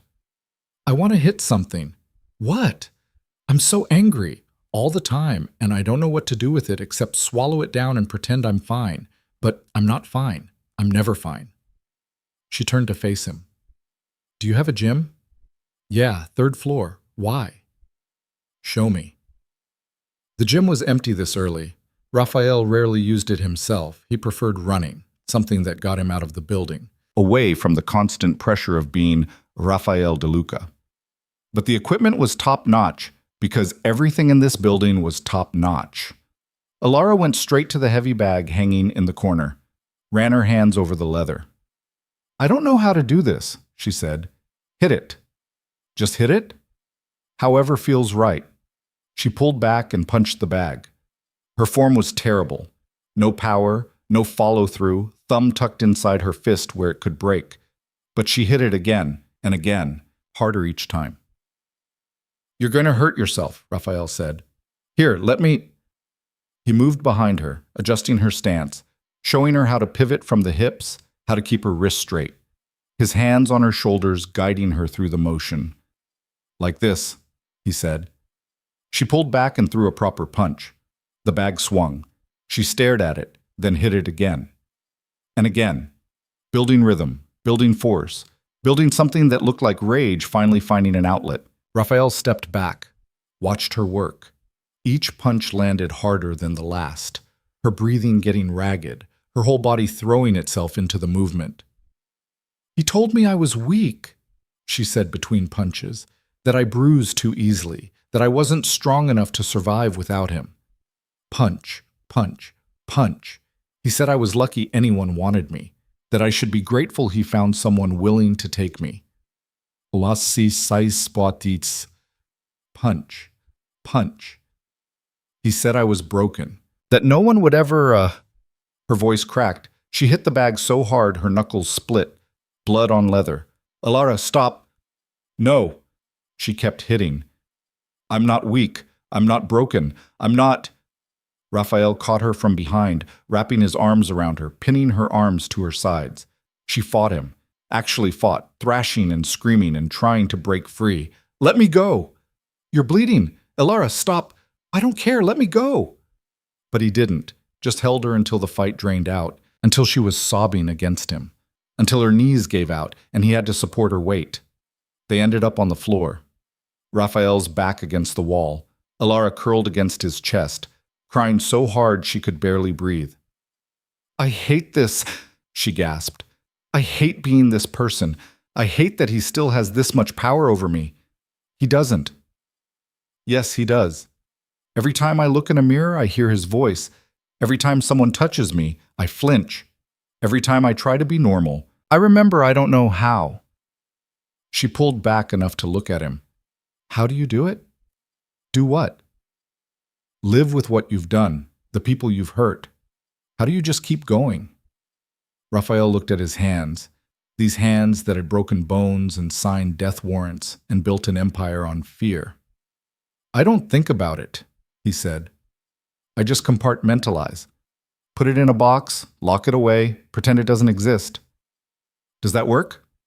"No, but it's better than the alternative." "Which is?" "Drowning in it, letting it consume you until there's nothing left but guilt and self-hatred." He met her eyes. "You're not broken, Alara. You're hurt. There's a difference." "How do you know?" "Because broken things don't fight back, and you're still fighting." She looked at her bleeding knuckles. "This is fighting?" "Yeah, messy, imperfect, but fighting." He stood, helped her up. "Come on, let's get those cleaned up." In the bathroom, Raphael ran her hands under cold water while she winced. The cuts weren't deep, but they'd bruise. "I was stupid," she said. "You were angry. There's a difference." "You keep saying that there's a difference between things that feel the same. Because there is. Anger and stupidity, hurt and broken, fear and weakness. People use them interchangeably, but they're not the same." "What's the difference between fear and weakness?" Raphael wrapped her knuckles in gauze. "Fear is a response. Weakness is giving up. You're afraid all the time, but you haven't given up. That makes you stronger than most people I know." "I don't feel strong." "Neither do I, but we're both still here." They were standing too close. Raphael became aware of it suddenly, the small bathroom, the intimacy of holding her hand, the way she was looking at him like he might actually understand. He stepped back. "You should rest." "I don't want to rest. I want—" She stopped. "Can I ask you something?" "Yeah." "When you killed that man, the one from the alley, did you regret it?" Raphael had to think about the answer. "I regretted that it happened, that the world was the kind of place where a 17-year-old kid had to kill someone to survive. But the act itself, no. It was him or me." "What if it wasn't self-defense? What if you killed someone because they deserved it?"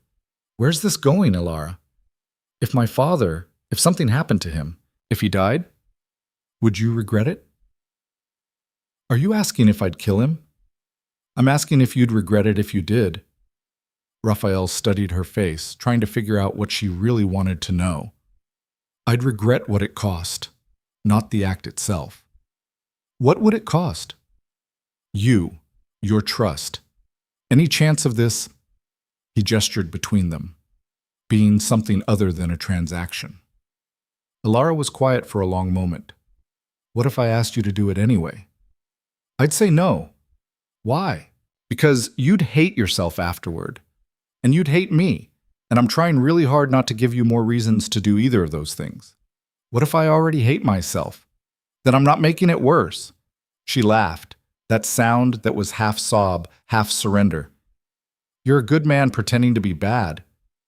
I'm a bad man trying to be better. There's a difference." "Stop saying that. Stop making me need to." They stood there in the bathroom, bloodied gauze on the counter, too many unsaid things hanging between them. Finally, Alara said, "The hearing. In 3 days. I need to be there. Vincent can represent you. You don't have to, I have to face him. If I don't, he wins. He gets to keep controlling me through fear." She straightened her shoulders. "I'm testifying. I'm telling them everything he did, and I'm making sure he never gets near me or my sisters again. Alara, if you do that, it goes public. Everything. Your medical records, the abuse, all of it." "I know. People will talk. They'll question why you didn't speak up sooner. They'll blame you. I know that too. Her jaw set. But my sisters need to see that you can fight back, that you don't have to just take it. And I need, her voice cracked. I need to stop being afraid. Raphael wanted to argue, wanted to protect her from the ugliness that was coming. But he recognized that look in her eyes, that determination. She'd made up her mind. Okay, he said, then we fight. The next 3 days were preparation. Vincent coached Elara on testimony, what to say, what to avoid, how to handle cross-examination.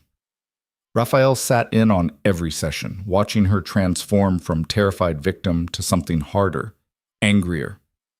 He's going to try to break you, Vincent said during one session. His attorney will question your memory, your motives, your mental state. They'll paint you as an unstable young woman manipulated by a criminal husband. Let them try, Elara said. It won't be easy. They'll bring up the psychiatric evaluation request, the welfare check. They'll suggest you're not competent to make your own decisions. I'm competent enough to tell the truth. Vincent looked at Raphael. She's ready. Raphael wasn't so sure, but Elara had that look again, the one that said arguing would be pointless. The night before the hearing, Elara couldn't sleep. Raphael found her in the library at 2 a.m., staring at a book without reading it. Second thoughts? He asked. 10th thoughts. 100th thoughts. She set the book down. I keep thinking about what happens after. After what? After I testify. After everyone knows what he did. After I'm not just Elara Quinn anymore. I'm the girl whose father... She stopped. I become a story. A cautionary tale. Poor little rich girl. People will either pity me or blame me. Probably both. That's not comforting. I'm not trying to comfort you. I'm trying to be honest. Raphael sat across from her. The truth is, this is going to be hard. People are going to be cruel. The media is going to pick it apart, and your father's going to do everything he can to destroy your credibility. So why am I doing this? Because the alternative is letting him win, letting fear dictate your choices for the rest of your life. He leaned forward. You asked me once how I live with what I've done. The answer is, I made a choice. I decided I'd rather be hated for who I am than loved for who I'm pretending to be. You're making the same choice. What if I'm not strong enough? You are. You've been surviving him for years. This is just a different kind of survival. Elara pulled her knees to her chest. Will you be there? At the hearing? Do you want me to be? I don't know. Part of me wants you there. Part of me thinks it'll make things worse. His attorney will use you against me.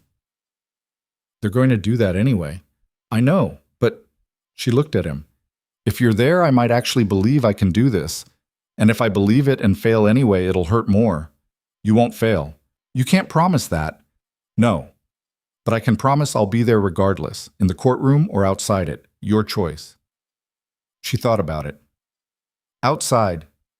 I need to do this part on my own. The courthouse was a circus. News vans, protesters, photographers all crowding the steps.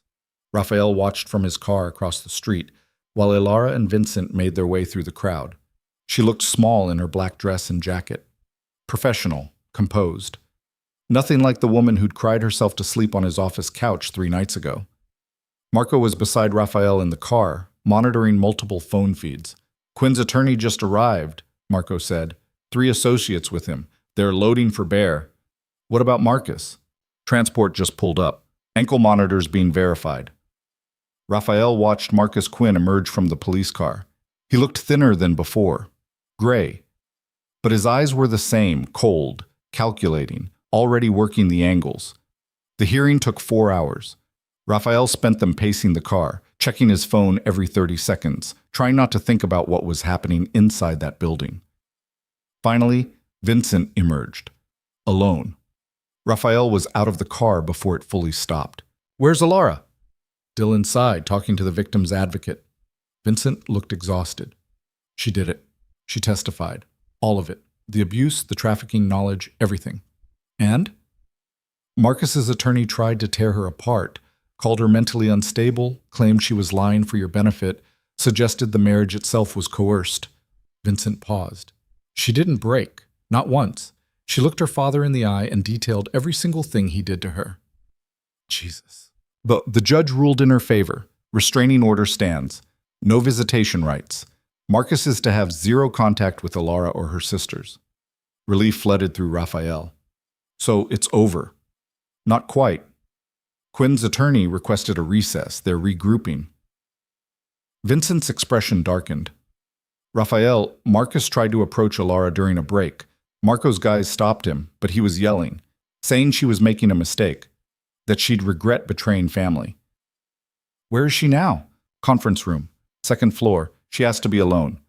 Raphael was already moving, took the courthouse steps 3 at a time, flashed credentials that shouldn't have worked but did because money and fear opened most doors. Found the conference room where Alara sat alone at a long table, still in her testimony clothes, staring at nothing. I told you to wait outside, she said without looking up. You did. I didn't listen. Raphael closed the door. Vincent told me what happened. Which part? Where I detailed my father's abuse to a room full of strangers, or where he screamed at me in the hallway? Both. The first part was easier. She finally looked at him. Her makeup was smeared from crying, but her eyes were clear.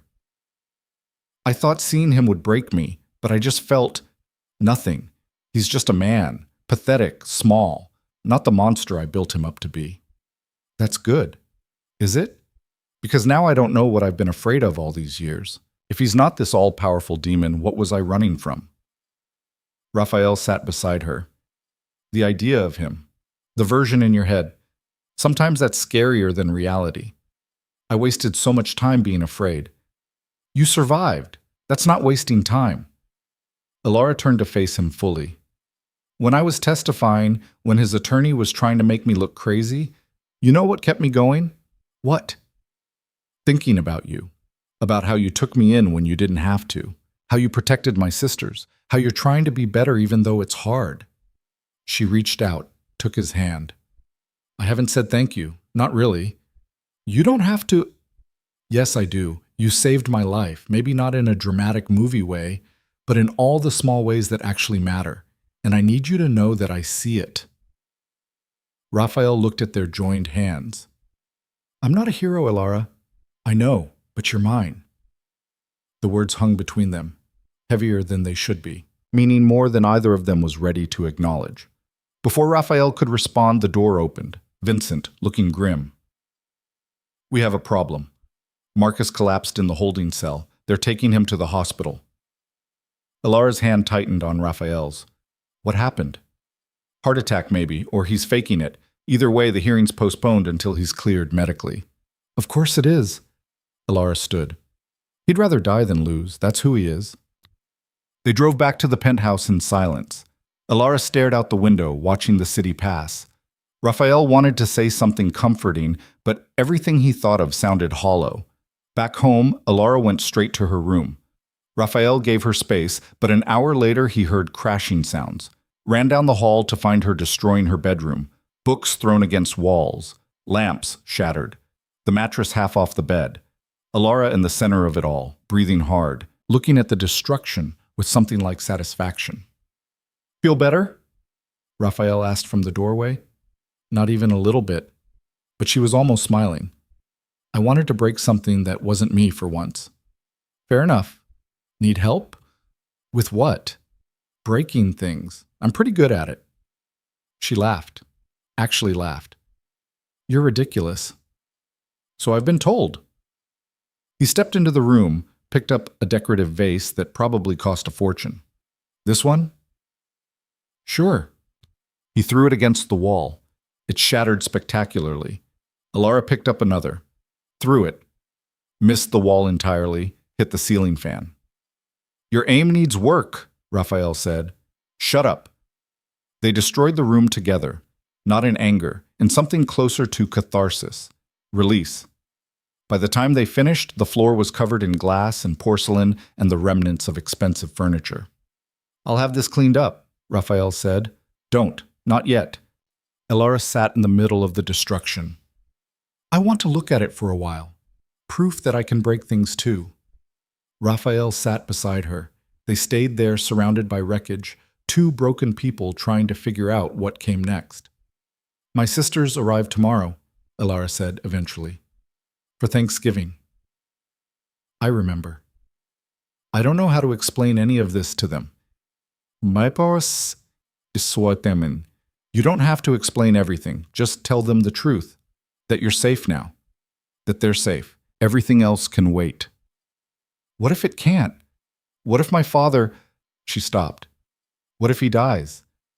And I never get to say everything I need to say? Then you live with it, like the rest of us do. That's not comforting either. I'm really bad at this comfort thing. Yeah, you are. She leaned against his shoulder, just for a moment. But you're here, that counts for something. They sat in the wreckage of Elara's room until the sun set and the city lights came on. Neither of them moved. Neither of them spoke. Because sometimes the only thing you could do was sit in the mess you'd made and try to figure out how to start cleaning it up. And sometimes that was enough. Caroline and Meredith arrived the next morning looking like they'd dressed for battle. Caroline in dark jeans and a sweater that probably cost more than it should. Meredith in clothes that were trying too hard to make her look older than 13. Both of them carrying overnight bags and expressions that said they weren't sure what they'd walked into. Elara met them in the lobby. Raphael hung back, giving them space for the reunion. He watched Caroline hug her sister tight enough to hurt, watched Meredith cry into Elara's shoulder, watched all three of them hold on to each other like they were afraid someone would tear them apart again. Is it true? Caroline asked, pulling back. About Dad? Everything the news is saying? Most of it, maybe all of it. Elara wiped at her eyes. Come on, let's go upstairs. We can talk there. They rode the elevator in silence. Raphael followed at a distance, aware he was an outsider in this moment. When they reached the penthouse, both girls stopped in the entryway, taking in the space. This is where you live? Meredith asked. Yeah, it's a lot, I know. It's like something from a movie. Caroline turned to Raphael. You must be the husband. Raphael. He extended his hand. She shook it, grip firm, eyes assessing, deciding whether he was another threat or something else. Caroline, this is Meredith. She kept herself between Raphael and her younger sister, protective.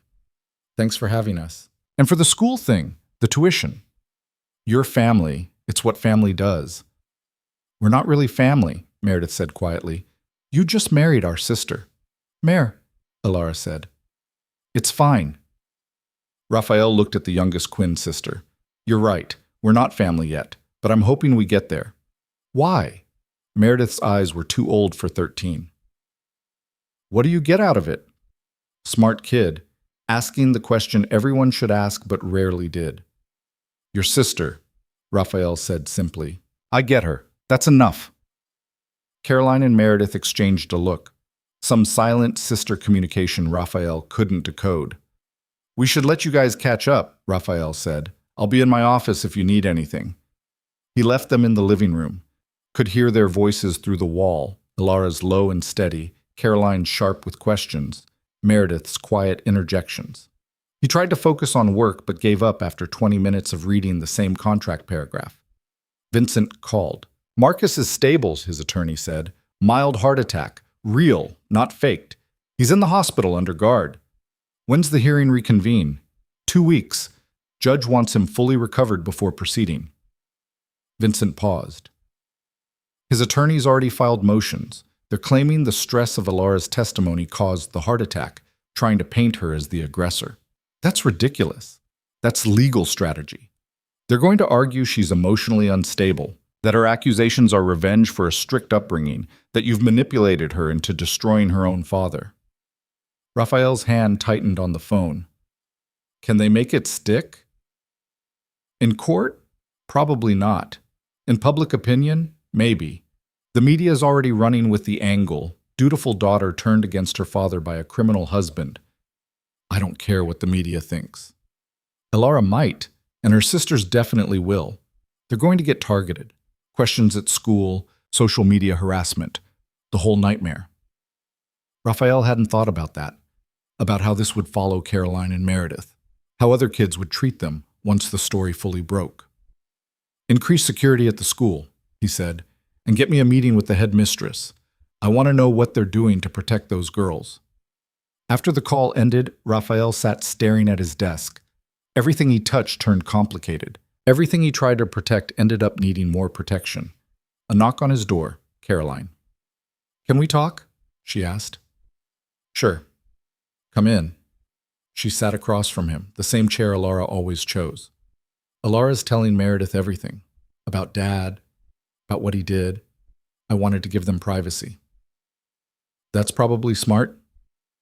Is it true? What she's saying, that he—" Caroline stopped, started over. "She told me some of it before, over the phone, but hearing it all at once, seeing her face when she talks about it, it's true. All of it." Caroline's eyes filled with tears, but she blinked them back. "I should have known. I should have done something. You were a kid. You still are. I'm 17, old enough to—" Her voice cracked. "I knew something was wrong. I just didn't want to believe it was that bad." Raphael understood that. The willful blindness people develop to survive terrible situations. The way you could know something and not know it at the same time. "It's not your fault," he said. "Everyone keeps saying that, but if I'd paid attention, if I'd asked the right questions, he would have hurt you too. That's what men like him do. They find your weakness and exploit it." Raphael leaned forward. "You couldn't have stopped him. Neither could Alara. The system failed you. The adults failed you. Don't put that on yourself." Caroline wiped at her eyes. "Are you going to take care of her? Really take care of her?" "I'm trying. That's not an answer. It's the only honest one I've got. I don't know how to fix what was done to her. I don't know if anyone can, but I'm here, and I'm not going anywhere." "What if you get tired of it, of dealing with her damage? Everyone's got damage. Hers just has a name and a face." Caroline studied him for a long moment. "She really believes you're different from him, from other men. Don't prove her wrong. I won't. You say that now, but my father said a lot of things too, made a lot of promises." She stood. "I want to believe you, for her sake, but I'm going to be watching." "Fair enough." She left. Raphael sat alone in his office, feeling the weight of promises he wasn't sure he could keep. Thanksgiving dinner was awkward. Marco had arranged for a catered meal, turkey, all the traditional sides, desserts that looked too perfect to eat. They gathered around Raphael's dining table that rarely got used, trying to pretend this was normal. "This is weird," Meredith said, breaking the silence. "Mare?" Alara said. "What?" "It is. We're sitting here like we're a normal family, having a normal Thanksgiving, but we're not normal. Dad's in the hospital. You're married to someone you barely know. Everything's falling apart." "Everything fell apart a long time ago," Caroline said quietly. "We're just finally admitting it." Alara set down her fork. "You're right. This is weird. But weird's better than where we were." "Is it?" Meredith looked at her older sister. "At least before I knew what to expect. Now everything's different, and I don't know how to be." "None of us do," Alara said. "We're all just figuring it out." "How long does that take, the figuring out part?" Raphael spoke before he could stop himself. "Years, probably. Maybe forever. Some things don't get figured out. You just learn to live with them." 3 pairs of Quinn eyes turned to him. "That's depressing," Meredith said. "That's honest." Raphael pushed food around his plate. "You want me to lie and say everything's going to be perfect? That you'll heal and move on and forget what happened? I can do that. But it won't help." "So what will help?" Caroline asked. "Time, distance, building something new instead of trying to fix what's broken." He looked at Alara. "And people who show up, even when it's hard." The meal continued in silence. Not uncomfortable exactly, just heavy. The weight of everything unsaid pressing down. After dinner, Meredith asked if she could watch TV. Caroline disappeared into the library. Alara and Raphael ended up on the balcony, looking out at the city. "That went well," Alara said. "They're scared." "Of you?" "Of everything. Change, uncertainty, the future. Normal stuff, just amplified." Raphael leaned against the railing. "Caroline threatened me earlier." "She what?" "Told me not to prove you wrong about me, that she'd be watching." Alara smiled. "She's protective." "She should be." You all should be. Trusting people hasn't worked out great for you. I trust you. The words were simple, but they landed with weight. Why? Raphael asked. Because you keep showing up. Because you could have walked away a dozen times and didn't. Because you're trying, even when it's messy and hard, and you clearly don't know what you're doing. She turned to face him. Because you gave me a choice. About my father. About testifying. About everything. No one's ever done that before. I don't want to be another person who controls you. You're not. You're the first person who's ever actually seen me. Her voice dropped. Do you know what that's like? To spend your whole life invisible, even to yourself, and then someone looks at you and sees past all the damage to whatever's underneath. Raphael did know. He'd spent 20 years being Raphael DeLuca, empire builder, criminal, monster. No one looked past that to see the scared kid from the wrong neighborhood who'd learned to survive by becoming more dangerous than the things hunting him. Until Alara, who looked at him and saw someone trying to be better. I need to tell you something, she said. Okay. When Vincent first told me about the marriage contract, I tried to kill myself. Raphael went very still. I had pills. From when I broke my ribs. Painkillers I'd been saving. I took all of them. Her voice was flat, clinical. My father found me. Called his private doctor. They pumped my stomach, kept it quiet. And he told me if I ever tried again, he'd make sure my sisters paid for it. Jesus, Alara. I'm not telling you this for sympathy. I'm telling you because you need to understand. I came into this marriage already dead, or as close to it as someone breathing can be. I wasn't looking for rescue or redemption or any of that fairy tale nonsense. I was just looking for a different kind of ending. And now I'm terrified. She laughed, but there was no humor in it. Because I want to live. Actually live. And wanting things is dangerous. The more you have, the more you can lose. Raphael understood that too. The reason he'd kept people at arm's length for 20 years. The reason he'd built walls and called it protection. I can't promise nothing bad will happen, he said.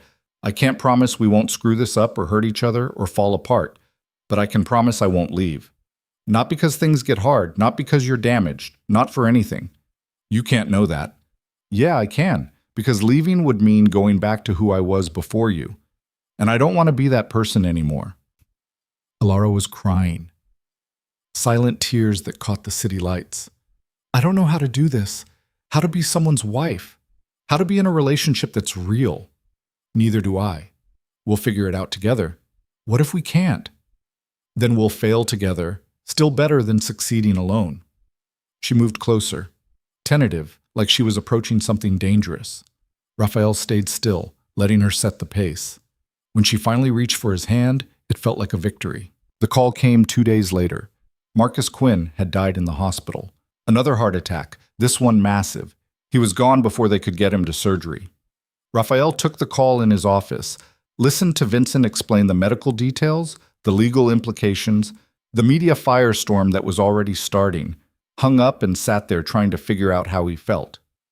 Relief, maybe. The threat was gone. Alara and her sisters were safe, but also something else, a hollowness, because Marcus Quinn would never face real justice, would never have to answer for what he'd done. He'd escaped everything except death. Raphael found Alara in the library. She was reading, or pretending to. He could tell by the way her eyes weren't moving across the page. Your father died, he said. She set down the book. I know. Vincent called me first. How do you feel? I don't know. Empty, relieved, guilty for being relieved. She looked at him. Is it wrong that I'm glad he's dead? No. I should feel sad. He was my father, but all I feel is free, like I can finally breathe. Her voice cracked. What does that make me? Human, honest, someone who survived. My sisters are upstairs. I need to tell them. I don't know how. Want me to come with you? She nodded. They found Caroline and Meredith in the guest room, both on their phones, probably already seeing the news alerts. He's dead, Caroline said before Alara could speak. Dad's dead. Yeah. Meredith was crying, quiet, confused tears. I don't understand. I thought there would be more time to figure things out. To maybe what? Caroline's voice was sharp. Forgive him? Make peace? He didn't deserve any of that. He was still our father. He was a monster who hurt people. Hurt Ilara. Probably would have hurt us too if he'd had the chance. You don't know that, Meredith said. Yes, I do, and so do you. Stop pretending he was something he wasn't. The sisters stared at each other, years of unspoken tension crackling between them. I'm allowed to be sad, Meredith said finally, even if he was terrible. I'm allowed to mourn what he should have been. You're right, Ilara said quietly. You're both right. He was a monster, and he was our father. Those things can both be true. How do you live with that? Meredith asked. The contradiction? Badly. Messily. One day at a time. Ilara sat between her sisters. There's no right way to feel about this. You can be sad and relieved and angry all at once. You can mourn him or celebrate or feel nothing. Whatever you're feeling is okay. They sat together in silence, three sisters trying to make sense of a father who'd been both creator and destroyer. Raphael left them alone, went to his office and did something he hadn't done in years.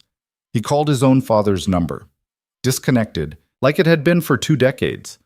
But he called it anyway, listening to the automated message, wondering if the man who'd abandoned him was alive or dead or somewhere in between.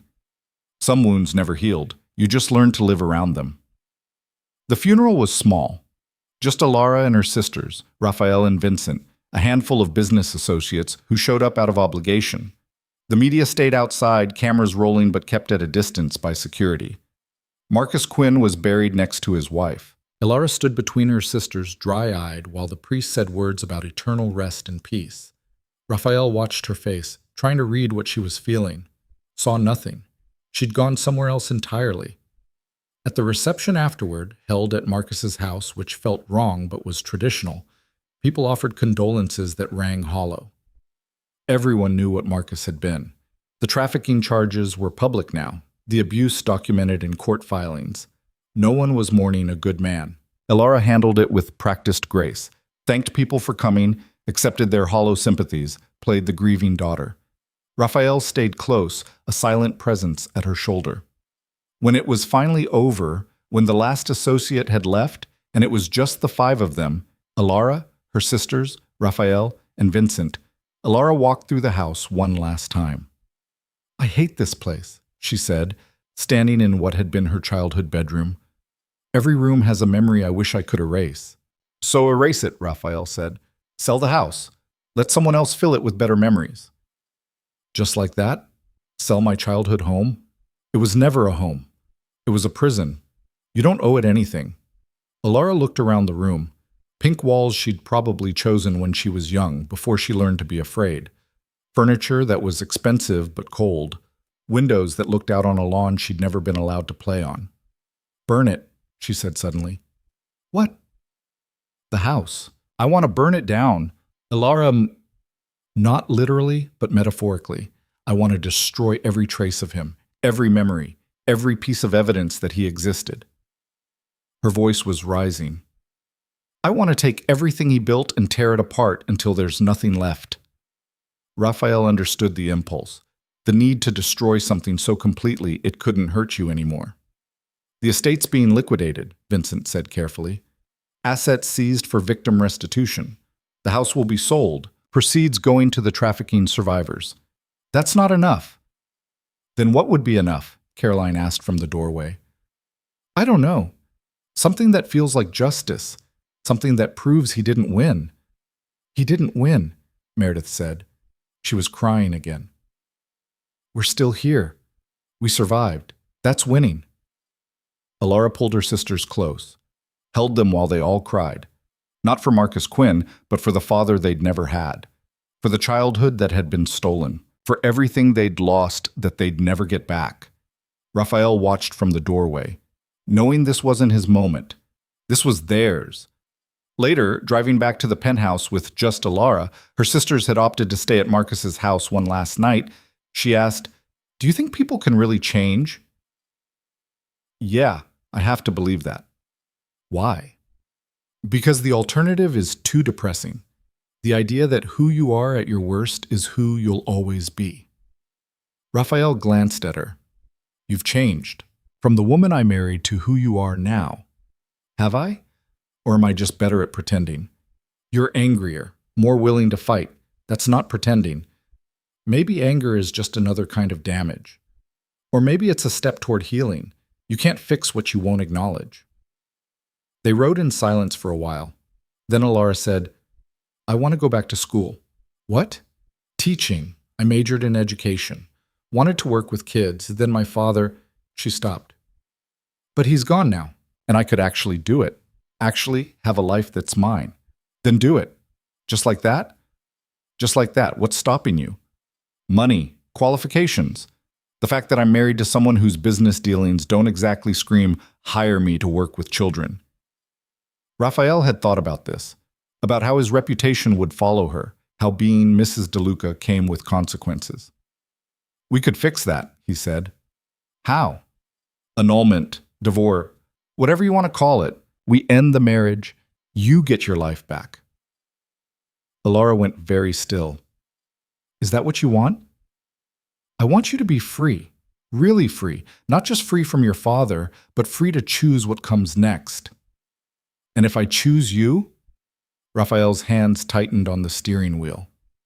"Then I'd say you're making a terrible decision, and I'm incredibly grateful for it. Pull over." "What?" "Pull over. Now." Raphael pulled the car to the side of the road. They were somewhere in the city, streetlights casting shadows, late enough that traffic was sparse. Alara turned to face him. "I don't want an annulment. I don't want a divorce. I want—" She stopped, breathed. "I want this to be real." "It is real." "No, it's a contract, a transaction. I want something that's chosen, not forced. I want to marry you because I want to, not because my father sold me." Raphael understood. The difference between a cage and a choice, even when they looked the same from outside. "Okay," he said. "Then we do it right." "What does that mean?" "It means I court you, take you on dates, let you see who I am when I'm not just protecting you, and you figure out if that's someone you actually want to be with." "That's ridiculous. We're already married." "Exactly. So we've got nothing to lose by doing it backward." Alara laughed, real laughter. "You're insane." "Probably, but you're considering it." "I am." She reached for his hand. "But Raphael, I already know I want you. The dates are just an excuse to make you work for it." "Fair enough." They sat there in the parked car, hands joined, the city moving around them. Two people who'd started as a transaction and somehow become something else.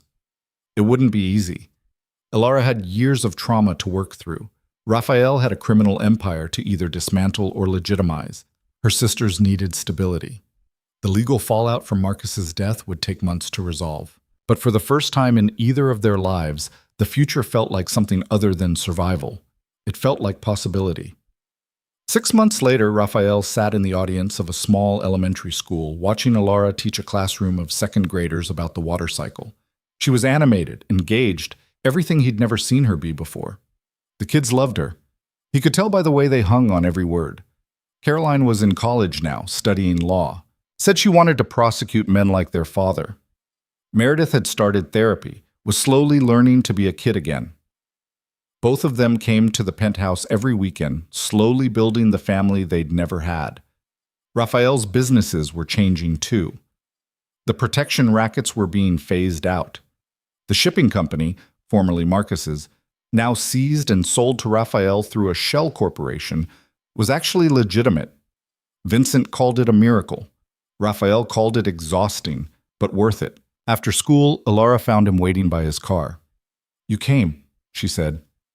"I said I would." "You've been saying that a lot lately, showing up." "It's what people do when they care."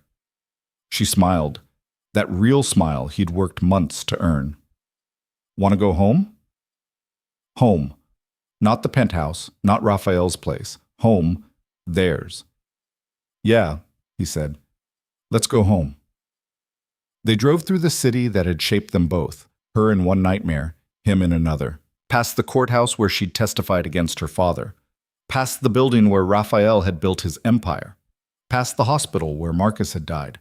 All of it was history now. Not forgotten, but not defining them anymore either. That night, Ilara cooked dinner. Badly. She wasn't good at it yet, kept burning things, but she was trying. Raphael helped, which mostly meant staying out of the way and offering moral support. I want to renew our vows, she said while chopping vegetables with dangerous enthusiasm. We're still married from the first time. I know, but that was his marriage, his contract. I want one that's ours. Okay? Just okay? No argument about how we're already legally bound? Ilara, you want to marry me again? I'm not arguing. Raphael stole a piece of carrot. When? Next month. Small ceremony. Just us and my sisters and Vincent. Maybe Marco. No press, no society pages. No witnesses except the people who matter. They planned it over burnt chicken and undercooked rice. A ceremony that would mean something because it was chosen, not forced. Vows they'd write themselves. A beginning that was actually a beginning. The night before the ceremony, Raphael found Ilara on the balcony. She was holding the contract. The original one her father had signed, selling her like property. What are you doing with that? He asked. Remembering. She held it up. This piece of paper changed my life. We could burn it. We could. But I think I want to keep it. Proof that something terrible can become something good. That people can choose different endings. That's very philosophical for midnight. I'm feeling philosophical. Getting married tomorrow, again, to someone I actually love this time. It was the first time either of them had used that word. Love. It hung in the air between them, heavy with meaning. Say it again, Raphael said. I love you, even though you're a criminal with anger issues and a savior complex. I love you too, even though you're damaged and terrified and barely know how to cook. That's the worst declaration of love I've ever heard. It's honest. I know, that's why it works. They stood on the balcony watching the city, their city now. Not perfect, not healed, but theirs. The wedding was everything the first one wasn't. Small, intimate, real. Ilara wore a simple dress, not the suffocating gown from before. Raphael wore a suit but no tie, casual enough to breathe. Caroline stood as Ilara's witness. Meredith read a poem she'd written about sisters and survival. Vincent officiated, using words about choice and commitment that actually meant something. When it came time for vows, Ilara went first. I don't have pretty words or promises I can't keep. I can't promise I won't have bad days, or that my damage won't sometimes be too much. But I can promise I'll keep choosing you, every single day. Even when it's hard. Especially when it's hard. Because you taught me that love isn't about being perfect. It's about showing up. Raphael's turn. I was a monster before you. Maybe I still am. But you made me want to be better. Not because you asked me to, but because you deserve someone who tries. I can't undo my past. Can't erase the things I've done. But I can promise you a future where I'm better than I was. Where I protect without controlling. Where I love without owning. You're not my property. You're my partner. And I choose you. Today. Tomorrow. For as long as you'll have me. They exchanged rings. New ones, not the ones from before. These were chosen, not assigned. When Vincent pronounced them married, again, Raphael kissed her. Not for cameras or witnesses, but because he wanted to. Because she was his wife by choice now, not by contract. The reception was dinner at their penthouse. Nothing fancy, just food and family and the people who mattered. Caroline gave a toast about sisters who survived. Meredith played piano, something she'd started learning in therapy. Vincent told embarrassing stories about Raphael's legitimate business ventures. It was normal. Boring, even. And that was the point. Later, after everyone had gone home, Raphael found Ilara in the library. Their library now, filled with books they'd chosen together. How do you feel? He asked. Married. Actually married this time. She looked at him. Happy. I think this is what happy feels like. Think or no? Both. I'm still figuring it out. Me too. They sat together in comfortable silence, reading separate books, occasionally sharing interesting passages, existing in the same space without needing to fill it with words. This was the thing no one told you about healing. It wasn't dramatic, wasn't a sudden revelation or transformation. It was small moments strung together. Choosing to get up every morning. Choosing to trust. Choosing to let someone in even when every instinct said to run. It was Raphael learning to build instead of destroy. Alara learning that safety could exist without fear. Both of them stumbling through it, making mistakes, but doing it together. A year later, Alara stood in front of a classroom of her own. Not teaching second grade anymore. She'd moved up to high school, working with at-risk kids. Kids who understood what it meant to survive homes that were supposed to be safe. She was good at it, better than good. She understood them in a way other teachers couldn't, saw past the anger and defiance to the fear underneath. Raphael had transitioned his entire operation. The protection rackets were gone. The questionable investments liquidated. What remained was legitimate, shipping, real estate, import, export, that was actually legal. It made less money. But he slept better. Sometimes Marcus Quinn's victims reached out. Women who'd been trafficked, who'd survived because Alara had testified. They thanked her, told her she'd saved them. She never knew what to say to that, because she hadn't saved anyone. She'd just survived. And sometimes surviving was the same as winning. Caroline graduated law school top of her class, passed the bar on her first try, started working for the prosecutor's office, doing exactly what she'd promised, making men like her father pay. Meredith was 16 now, still in therapy, still working through things, but lighter somehow. She'd started writing, poetry, short stories, processing her trauma through fiction. Some of it was dark. All of it was honest. The Quinn sisters had dinner together every Sunday, sometimes at the penthouse, sometimes at Caroline's tiny apartment, sometimes at restaurants where no one knew their story. They talked about normal things, work, school, dating, gradually building a relationship that wasn't based on survival. On the second anniversary of their chosen wedding, Raphael surprised Alara with something he'd been working on for months. "Close your eyes," he said. "Why?" "Just trust me." She did. He led her to his office, positioned her in front of the desk. "Okay, open." On the desk was a folder. Alara opened it, found legal documents. "What is this?" "The marriage contract, the original one. I'm nullifying it, legally destroying every trace of that agreement." Raphael pointed to another set of papers. "And this is a new one where we're equals, where everything is shared, where you can walk away anytime with half of everything." "I don't want half of everything." "I know, but you should have the option. You should never feel trapped again." Alara looked at the papers, at this man who'd started as her captor and become her partner, who was still learning how to be vulnerable, how to trust, how to love someone without controlling them. "I'm not signing this," she said. "Why not?" "Because I don't need a contract that says I can leave. I need you to know I'm choosing to stay." "Alara, no, listen.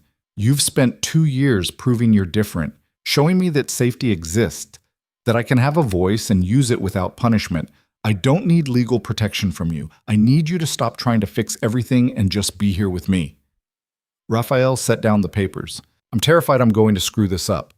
That one day you'll wake up and realize you settled for the first person who wasn't actively hurting you. You're not the first person who wasn't hurting me. You're the first person who actually saw me. There's a difference. I keep saying that there's a difference. Because there is." She moved closer. "You taught me that things that look the same can be fundamentally different. That fear and weakness aren't the same. That broken and unfixable aren't the same. That a cage and a choice can look identical from outside but feel completely different inside. Which is this? What we have. This is choice. Messy, imperfect, still figuring it out choice. But choice." Raphael pulled her close, held her like she was something precious, because she was. "I love you," he said. "I know. You show me every day." They stood there in his office, surrounded by the empire he'd built and was slowly transforming into something legitimate. Surrounded by proof that people could change, could choose different endings, could become better than their worst moments. The world outside kept turning. The city kept breathing.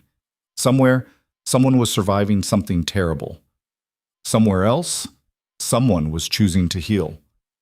Raphael and Alara had been both, had survived and chosen healing, had learned that those things weren't sequential. You didn't survive first and then heal.